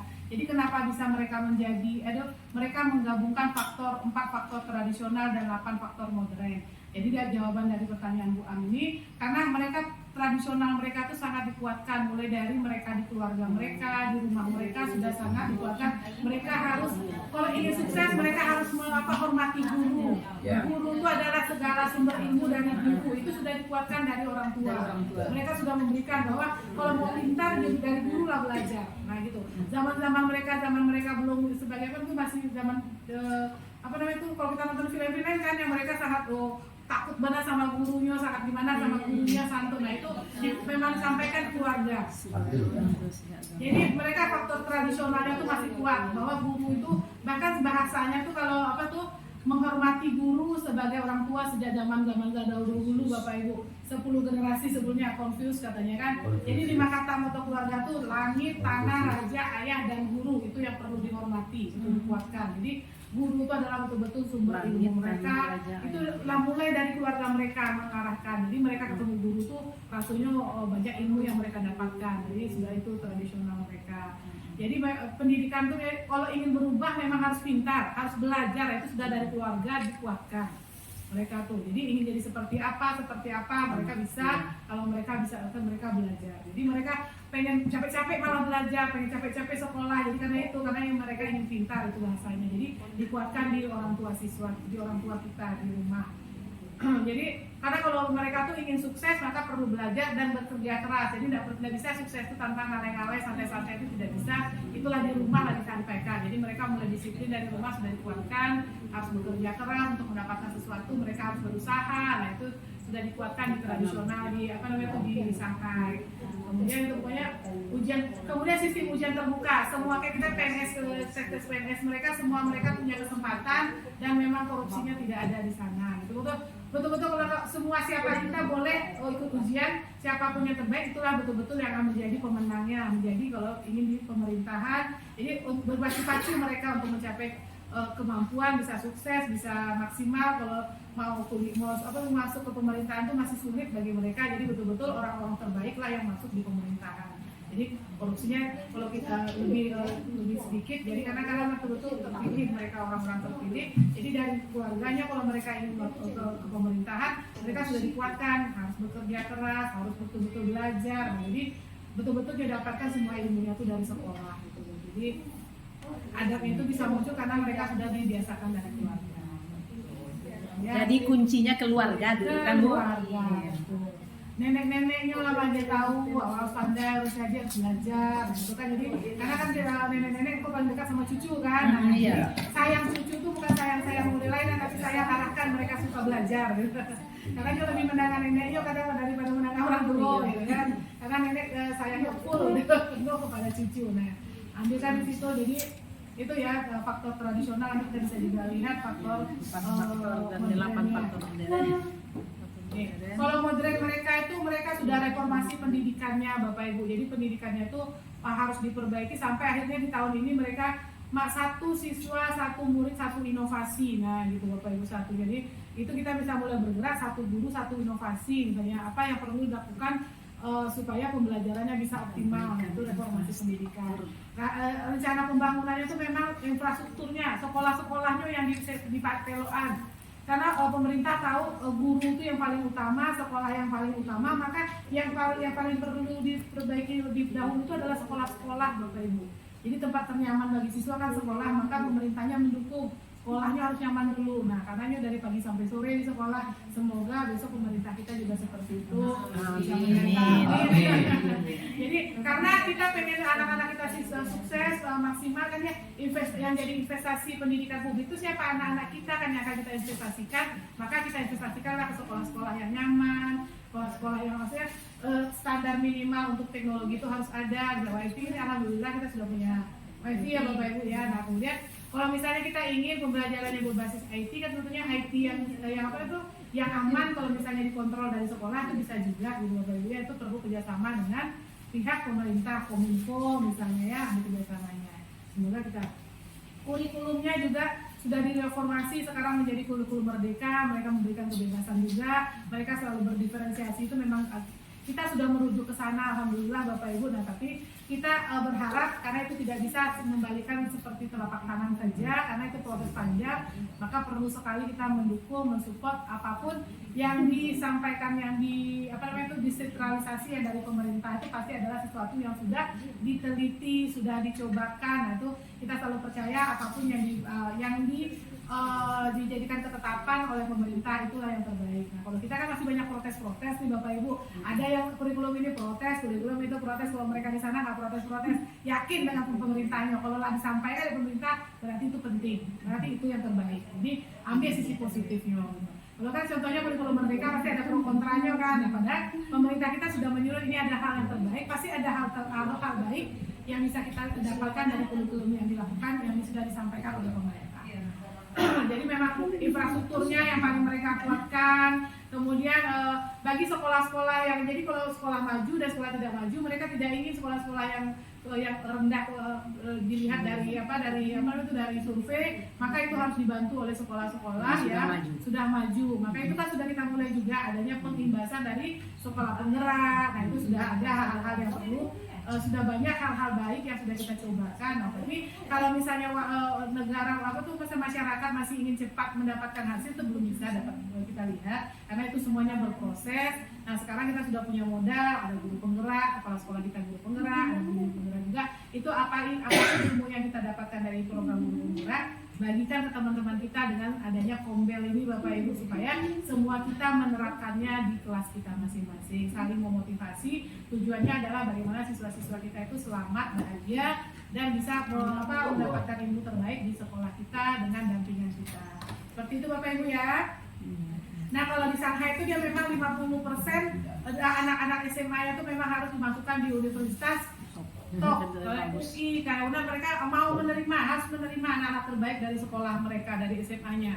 Nah kalau kita kan masih belum seperti itu ya, kita harus ya. Jadi kalau itu rekomendasi dari guru SMA-nya lah rancak lah bagus, mereka sudah percaya ya, berarti sudah langsung 50%. Nah jadi sudah ada linknya, jadi tidak payah-payahnya mencari lagi. Jadi tidak susah-susahnya belajar di SMA-nya lah, langsung ada tempat untuk di universitas yang terbaik yang mereka miliki. Nah mudah-mudahan kita bisa beralih ke arah sana.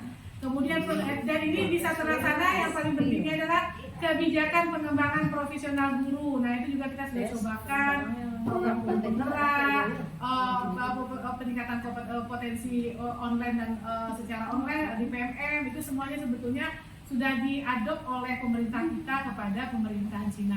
Karena pemerintahan pusat pasti berpikir bagaimana ya caranya supaya kita bisa menjadi juara 1 PISA. Jangan di juara 1 jadi terbaik PISA, tidak lagi nomor 80, tidak lagi nomor 90. Peserta yang itu 80 kita dapat nomor 60. Nah kan kita berharap kita bisa lebih maju. Karena kita beriring-iringan dengan Cina, dengan Thailand. Sekarang mereka lebih banyak mendahului kita karena dasar mereka yang kuat, numerasi dan literasi mereka.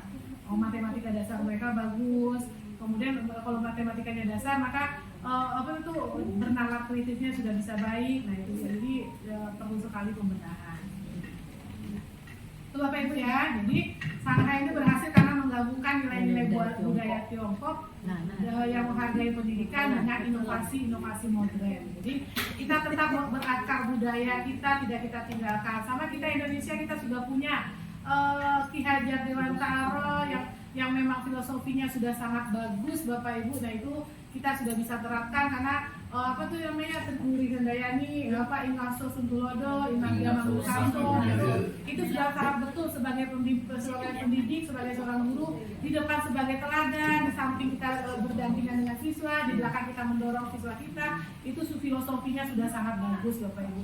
Jadi tidak perlu kita melihat filosofi luar negeri, ternyata di negara kita sudah banyak yang bagus, banyak yang hebat. Intinya kita adalah dengan kurikulum merdeka ini kita bisa melihat ternyata banyak potensi-potensi yang ada di diri kita, di daerah kita, di negara kita bisa kita optimalkan. Jadi kita harus bangga sebagai warga Indonesia, negara Indonesia. Karena ujung-ujungnya 7 hari di sini berapa lama Jo di Indonesia. Di negara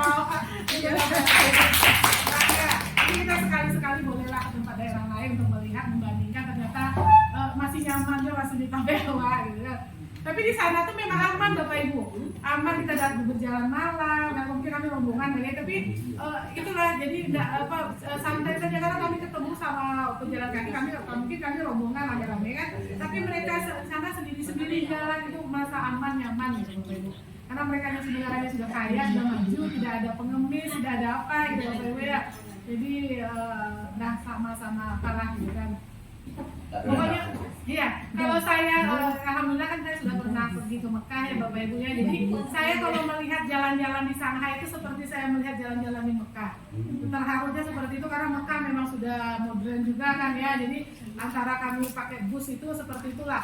Apartemen semuanya di Mekah kan itu juga tuh tinggi-tinggi semua. Nah, seperti itu juga lah Shanghai. Nggak ada rumahnya berderet itu, rumah naik katek seluruhnya gitu kan. Jadi itulah yang dikatakan di negara maju itu kan. Contohnya sebetulnya kalau kita sesali kayak di Jakarta sudah dikasih rumah susun dan dibuatkan oleh pemerintah, akhirnya balik loh ke daerahnya balik gitu kan. Jadi, nah sudah mudah-mudahan kita mindsetnya kalau kita diatur sama pemerintah, ikuti saja lah. Pemerintah pasti sudah memikirkan hal baik yang terbaik. Nah yang terbaik pasti untuk negara kita. Jadi dukung, support apapun. Jadi sama seperti ini Bapak Ibu, siapapun besok nanti jadi pemimpin kita, apapun nanti kebijakannya kita ikuti dengan penuh semangat, dengan hati lapang, karena tujuannya pasti mereka sudah sangat memikirkan warganya, memikirkan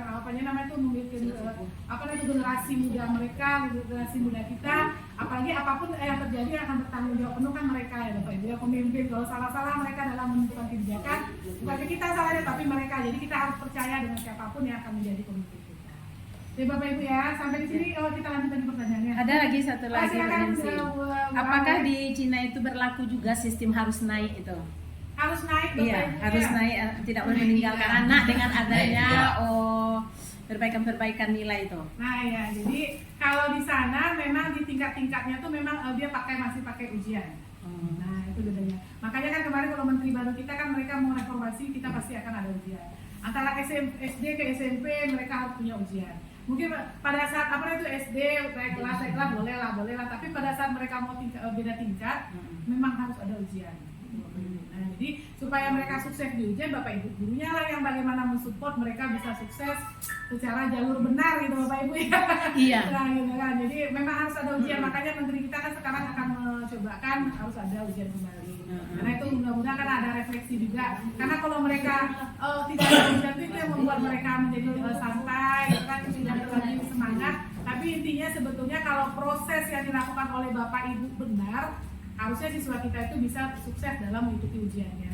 Itu kan makanya ada sumatif ada formatif ya Bapak Ibu ya. Jadi yang paling penting itu adalah formatifnya. Ada pandai-pandainya di hari Minggu, Senin pun pandai, Selasa perlu perbaikan, sampai di ujung minggu perlu perbaikan. Nah, jadi pada saat kita berharap pada saat mereka mengikuti ujian tes yang kita berikan secara minimal, karena kita kasih tes kan minimal ya Bapak Ibu, tidak lagi maksimal standar minimalnya. Kalau mereka mampu, mereka berarti sudah bisa layak untuk maju ke pembelajaran. Karena tidak semua siswa kita mungkin suka salah satu pembelajaran. Jadi setidaknya makanya sekarang kurikulum Merdeka itu yang dikasih standar minimalnya. Kalau sudah bisa melewati capaian pembelajaran minimalnya, maka dikatakan mereka sudah bisa.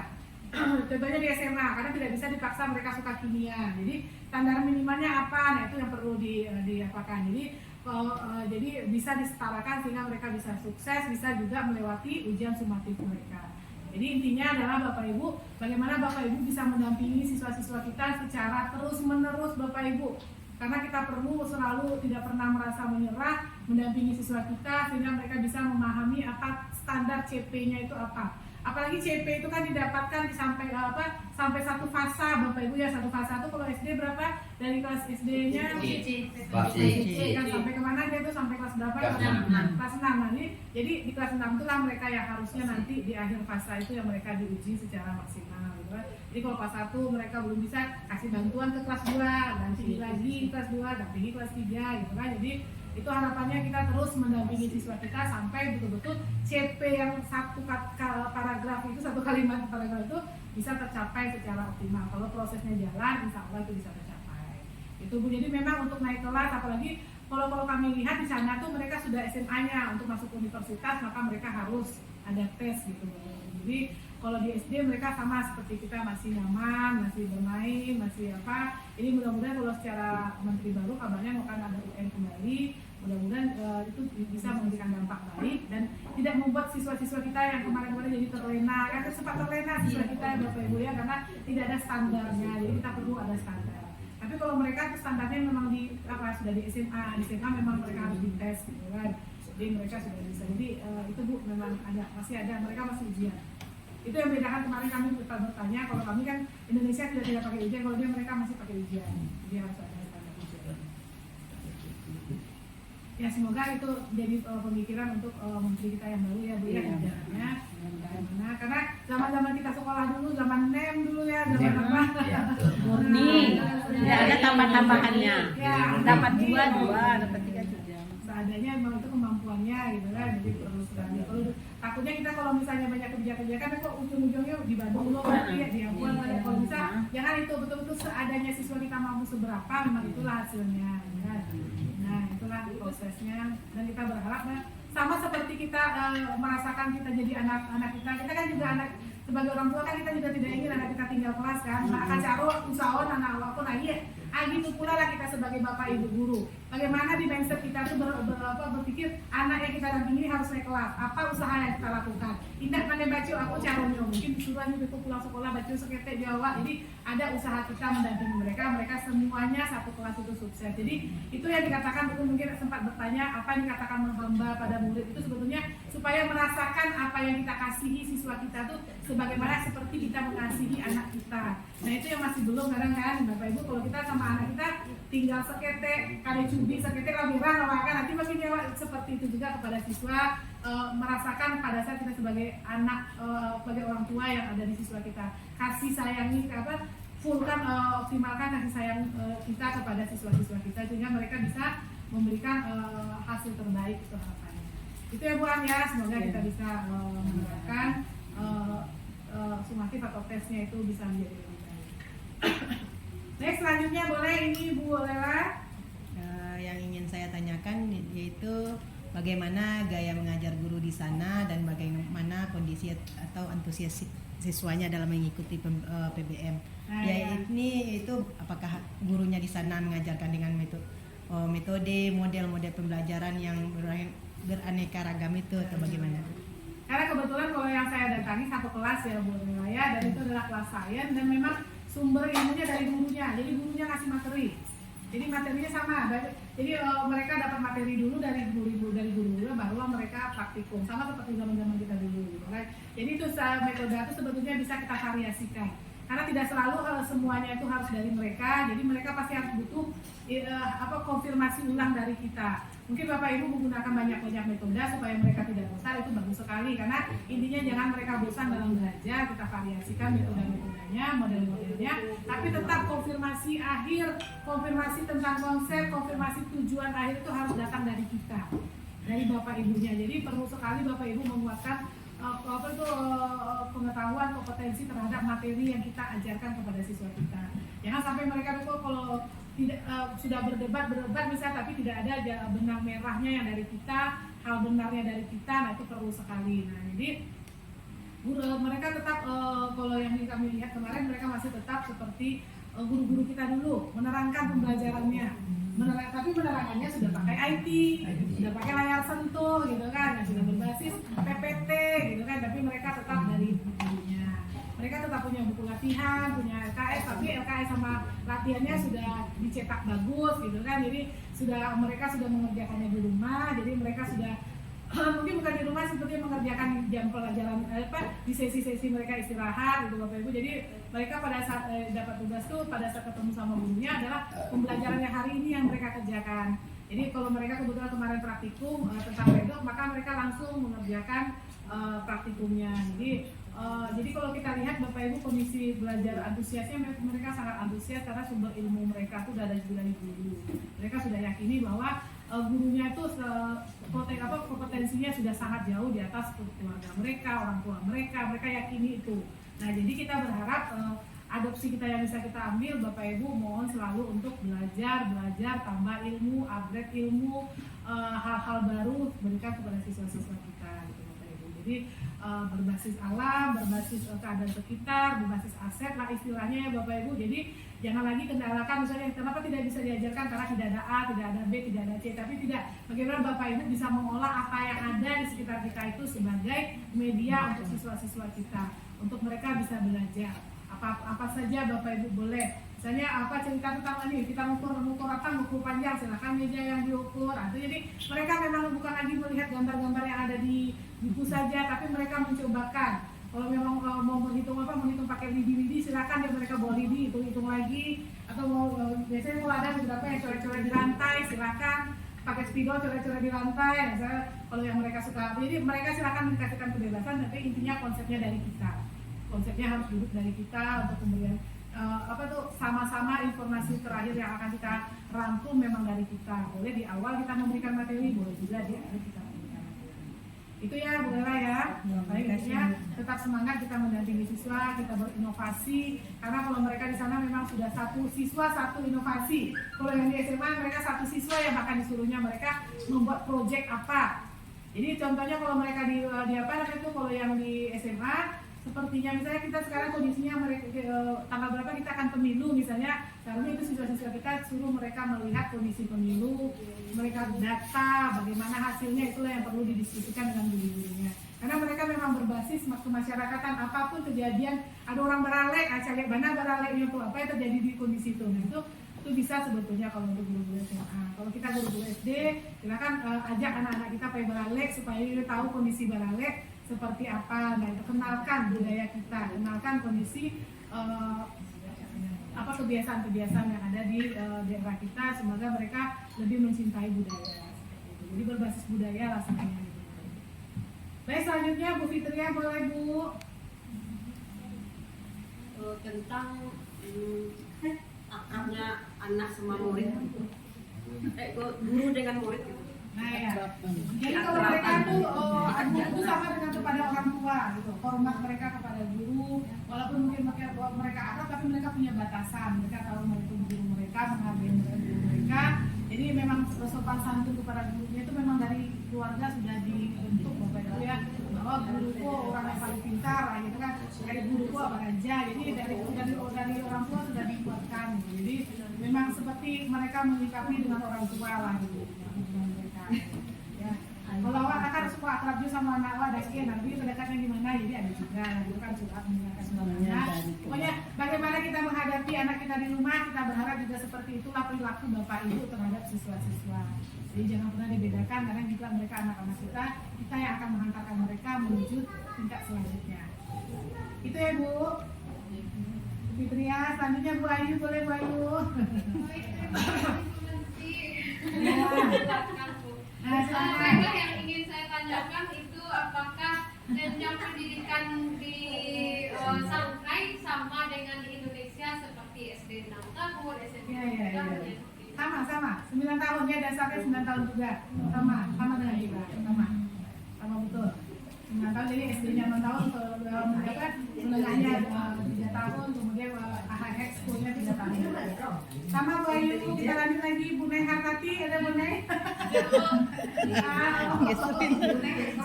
Ada namanya yang Bu Nay apa nih?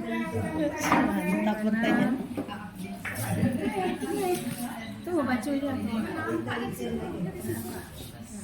Bagaimana pengelolaan administrasi sekolah di Shanghai yang berhubungan dengan tugas tas? Oh ya, itulah salah satunya bahwa kami tidak sempat melihat bagaimana.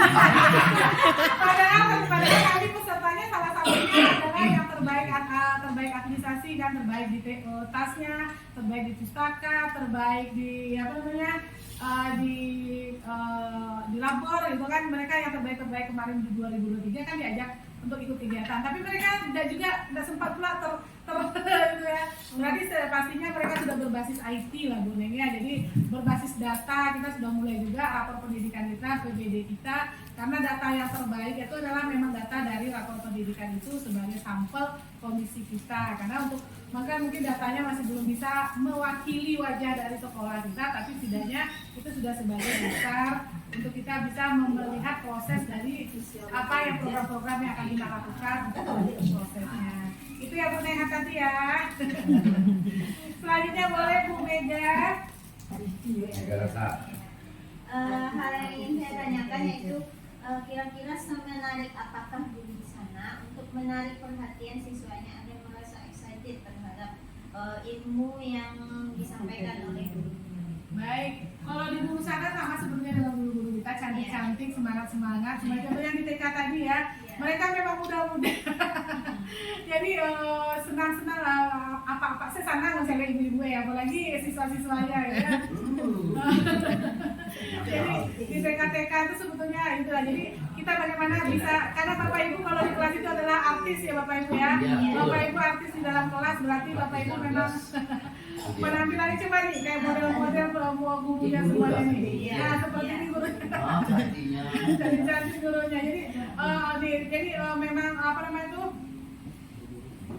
Jadi penuh mereka sebagai guru mereka memang tampilannya rapi, kemudian mereka tampilannya sportif gitu kalau yang karena mereka mengasuh anak akan lari-lari anak TK pasti umur sampai 3 sampai 4 tahun, jadi pakaiannya memang pakaian yang membuat mereka lebih dewasa gitu Bapak Ibu ya. Jadi memang seperti itu gitu ya. Ya jadi itu kalau kemarin kami bapak-bapak mungkin pada senang melihat guru-gurunya memang semangat-semangat, muda-muda, cantik-cantik. Menarik. Jadi kalau misalnya kalau guru di SMA-nya juga sama Bapak Ibu, sama seperti kita juga. Intinya kan kita senangnya menjadi guru ini pulang pagi-pagi sekolah rapi Bapak Ibu nanya itu. Karena seperti tadi Bapak Ibu adalah artis di dalam kelasnya, jadi perhatian anak-anak tuh pasti kayak Bapak Ibu gurunya apa yang agak aneh-aneh nih Bapak Ibu nampak di anak-anak di sekolah. Jadi semenarik mungkin, senyaman mungkin, yang intinya adalah membuat kita lebih nyaman, anak-anak juga kita bisa lebih nyaman bersama Bapak Ibu. Jadi ilmu yang diberikan itu setidaknya kita berikan clue-cluenya misalnya ya Bapak Ibu ya, apa konsep pertamanya bawa benda nyatanya.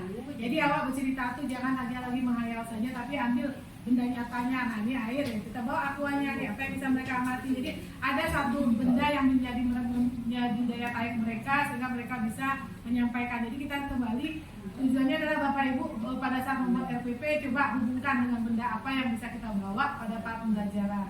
Jadi kalau misalkan mau apel, mau gulu-gulu, pokoknya apalah yang betul-betul bisa kita membuat mereka menarik untuk mereka termotivasi semangat dalam belajar. Itu Bapak Ibu. Itu ya Bu Mega ya. Nah selanjutnya di Bu Sonya ya, yang terakhir ya. Ibu, sebelumnya terima kasih Ibu sudah memenuhi undangan dari pihak sekolah di waktu kesibukan Ibu yang luar biasa mungkin. Jadi terima kasih atas kedatangan Ibu kembali pengalaman pembelajaran bersama kami. Yang ingin saya tanyakan Ibu, ini berkenaan dengan yang disampaikan tadi, kalau di Shanghai itu mereka menggunakan metode STEM ya. Mereka biasa sekali menggunakan teknologi, salah satunya mungkin pembelajaran berbasis IT, walaupun tadi Ibu sampaikan Ibu masuknya ke kelas lain ya. Jadi kalau seandainya bagaimana di kondisi di Shanghai yang mereka pembelajaran berbasis IT, apakah anak-anak atau siswanya membawa Android ke sekolah seperti itu? Kalau iya, bagaimana cara guru mengkondisikannya? Karena itu salah satu tantangan kita di sekolah di sini apa itu, karena mungkin anak-anak memang tidak membawa Android ke sekolah. Kalaupun di rumah itu memang butuh sekali kolaborasi dengan orang tua untuk mendampingi anak penggunaan Androidnya. Pertanyaan yang kedua Ibu, ini mungkin salah satu keluhan dari rekan-rekan guru di sekolah mengenai administrasi. Apakah guru-guru di sana juga dituntut administrasi? Salah satu untuk pencapaian kurikulum. Jadi itu mungkin Bu pengalaman saya. Misalnya sudah bertanya ini, pertanyaannya langsung dulu. Jadi kalau berbasis IT itu adalah untuk yang mereka yang sudah dewasa memang. Tapi kalau mereka yang masih di kondisi di TK, di SD, mereka memang belum. Mereka memang mengenalkan budaya dulu. Budaya, bahasa Inggris, bahasa nenek moyangnya itu yang perlu dikuatkan dulu di dasar. Di dasar itu yang dasar-dasar mereka dapatkan. Jadi mereka berbasis IT ini memang di SMA mereka sudah pakai. Jadi mereka memang sudah pakai aplikasi yang memang disupport oleh pemerintah mereka. Namanya itu ada istilahnya Our School, Our Teacher, memang ada itu disampaikannya kepada kami. Dan itu sebetulnya sudah kita adopsi juga dengan adanya PMM. Nah, tapi kalau PMM kan masih kita saja yang bisa mengakses. Nah, kalau mereka tuh sudah langsung bisa diakses oleh siswa, mereka langsung belajar di situ. Nah, jadi mereka sudah menggunakan IT memang. Jadi pengumpulan tugas-tugas mereka, pengumpulan administrasi mereka tuh memang sudah berbasis IT.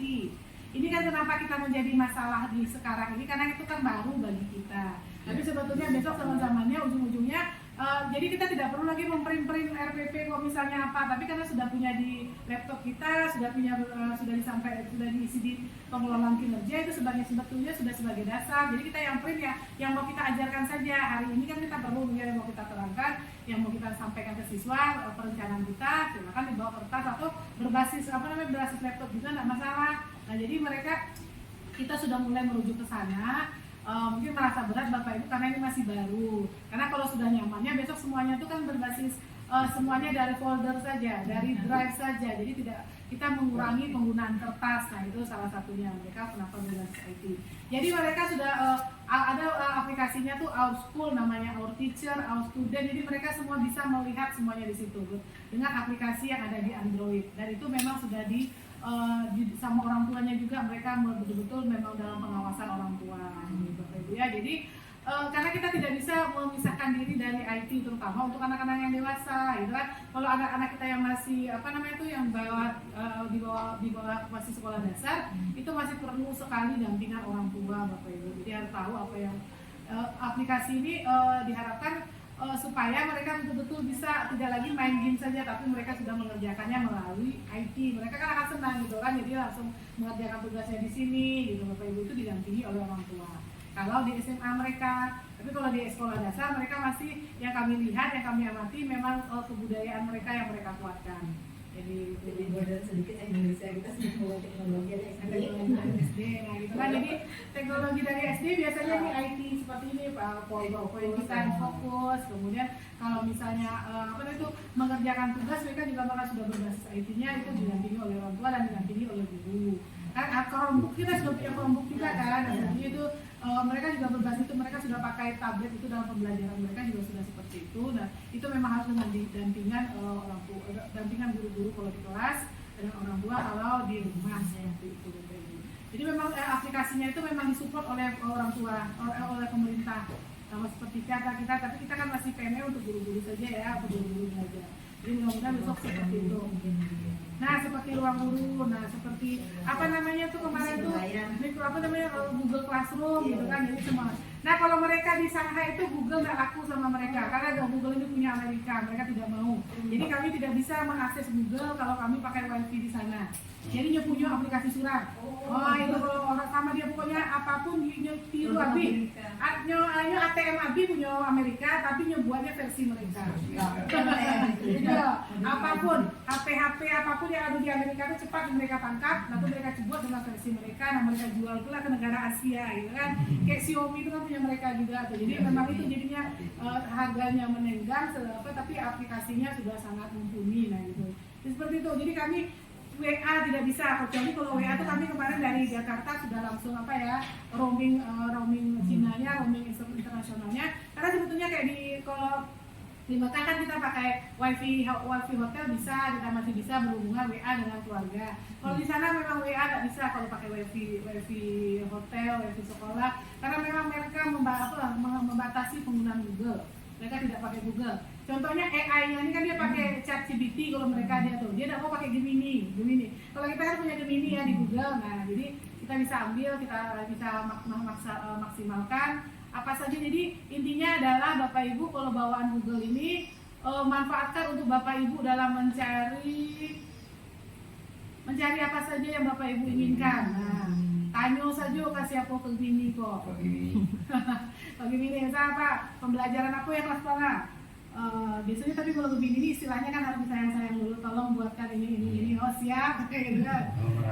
Lah kita rayu dulu, kalau minta tolong tuh harus minta baik elok. Nah, tolong buatkan apa contohnya, perencanaan ya, perencanaan pas berapa nih Bu? IT. Nah mungkin tanpa perencanaan ya, karena kalau kita sebagai seorang guru pasti perencanaannya harus jelas, pelaksanaannya bagaimana, evaluasinya itu adalah sebagai memang itu kinerja kita. Jadi mungkin kita bisa ke kasawah kalau ada cangkuan, misalnya nggak ada alat yang kita bawa, tidak ada RPP sebagai senjata kita, tidak ada media. Jadi memang harus ada perencanaan. Tapi kita sekarang perencanaannya kita berarah ke berbasis data, berbasis apalagi Android berbasis aplikasi. Silakan buat aplikasi BTU, aplikasi apa yang gurunya bisa mungkin drive-nya pindahkan saja, mana satu perangkat dikumpulkan. Jadi yang di print itu yang melalui saja ujian sampai segiko setabak harus mau diminta gitu kan. Jadi kalau sudah dikirim setelah dibuat melalui laptop, melalui file itu sudah berarti Nah silakan tadi, tapi kalau Bapak Ibunya mau bawa laptop, silakan yang file yang ada di laptop dipakai sebagai perencanaan. Tapi kalau tidak bawa laptop atau mau lebih nyaman pakai karakter, misalnya kan kalau pengen coret-coret, jadi intinya adalah harus punya perencanaan, karena tidak mungkin kita mengajarkan sesuatu tanpa perencanaan, tanpa ada tujuannya. Bagaimana kita bisa mencapai tujuan, harus ada perencanaan yang kita buat. Seperti itu Bapak Ibu, mungkin ada lagi yang mau ditanyakan? Sudah lah ya. Jadi kalau misalnya besok-besok mau ketemuan Kombel lagi, insya Allah siap bersedia mendampingi Bapak Ibu. Amin. Tentang itu seperti apa? Karena kita mau coba STEM misalnya, boleh. Silakan. Jadi secara garis besar ada 5 poin penting yang pembelajaran kami dapatkan. Literasi seperti apa? Literasi numerasi itu harus dikuatkan. Karena kita ingin mereka siswa-siswa kita mampu apa cara sederhana yang bisa kita cobakan di kelas sekolah dasar, di sekolah menengah. Kemudian AI tadi, kalau AI kan insya Allah Bapak Ibu sudah bisa, coba saja Gemini, buatkan, tanyakan semuanya, karena kita jangan sampai kalah dari siswa kita. Siswa kadang mencari tugas pakai AI itu Bapak Ibu, nah ini harus maksimalkan. Kadang ada pro kontranya ya, apakah sebenarnya valid atau tidak, dari situ perlunya kita literasi membaca benar. Kemudian adalah tadi sebetulnya mau mengatakan tentang itu museum. Kenapa museum? Jadi kita sebetulnya bisa bikin museum ini. Kita punya setidaknya tumbuhan-tumbuhan obat kita punya, itu kan bisa dijadikan apa tuh koleksi-koleksi kita, nah gitu kan. Jadi hal-hal karya-karya Bapak Ibu ini bisa dijadikan hal-hal sudut-sudut yang kreatif yang bisa mereka lakukan, itu jadi museum ini pula punya kita gitu kan. Jadi setidaknya kita berbasis aset lah yang ada di sekolah kita. Kemudian STEM yang paling penting, bagaimana kita bisa dengan satu konsep, nah air ini, nah mereka bisa semuanya bisa mereka ini pengetahuannya seperti apa, sainsnya bagaimana, kemudian teknologinya bagaimana, nah jadi matematikanya apa, berapa jumlah air, berapa liter, berapa itu semuanya dalam satu kegiatan. Kalau bisa semuanya bisa kita pelajari oleh siswa kita. Jadi mungkin insya Allah kalau misalnya Bapak Ibu mau mengundang lagi, insya Allah berbasis aset tadi ya, karena ada penyakit tetangga, insya Allah bersedia. Itu saja mungkin dulu Bapak Ibu sebagai perjumpaan awal kita. Semoga semakin termotivasi. Intinya adalah kita sama-sama bangga dengan profesi kita Bapak Ibu. Dalam rangka Hari Guru ini, yakinilah Bapak Ibu sudah ada sebagai profesi yang betul-betul membuat kita sangat mudah menjadi pahala bagi kita. Yang paling penting kita ikhlaskan kembali, niatkan karena Allah, niatkan apa yang kita lakukan itu karena kita ingin beribadah kepada Tuhan kita. Nah itu karena kita rasa bangga kita dengan profesi kita, rasa tanggung jawab dengan profesi kita, maka kita laksanakan pembelajaran seoptimal mungkin, sebaik mungkin dalam mendampingi siswa-siswa kita. Mungkin itu saja Bapak Ibu. Sebelumnya ada pantun. Pantun kan dapetnya dari AI juga ya Bapak Ibu ya. Shanghai lagi mana dari pantunnya ya? Dari pantun. Pantun penutup Bapak Ibu. Nah, dari Shanghai ilmu kita perkaya. Guru inspiratif jadilah cahaya. Cakep. Mari kita pupuk semangat juang untuk masa depan yang gemilang. Satu lagi. Shanghai kota modern, guru adalah pahlawan kita. Ilmu yang kita dapat sungguh berharga. Terima kasih atas perhatiannya. Semoga kita semua bisa berkarya. Terima kasih atas kebersamaannya. Mohon maaf atas segala kekurangan. Saya akhiri dengan Assalamualaikum warahmatullahi wabarakatuh. Waalaikumsalam warahmatullahi wabarakatuh.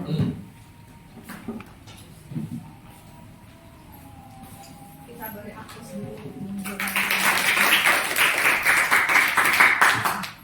Terima kasih banyak kita ucapkan kepada Ibu Nancy Marwarinda yang telah memberikan materi ataupun ilmu pengetahuannya dari Shanghai, Cina.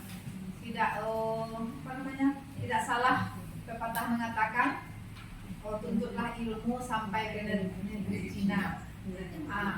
Jadi sekarang sudah ada perwakilan kita dari Pasaman, dari kota kecil Lubuk Sikaping yang sudah sampai ke negeri Cina, kemudian mengadopsi pendidikan di sana atau pembelajaran di sana, diadopsi, disampaikan kepada kita. Jarang sekali Bapak dan Ibu, mungkin ini pertama kalinya untuk kita, khususnya SDN 25 Tanjung Beringin dan sahabat belajar semuanya. Mudah-mudahan apa yang disampaikan oleh Ibu tadi dapat kita terapkan di sekolah kita. Yang pertama tadi kata Ibu Nancy, disiplin harus diterapkan, ditegakkan, dilaksanakan. Itu harus dilaksanakan.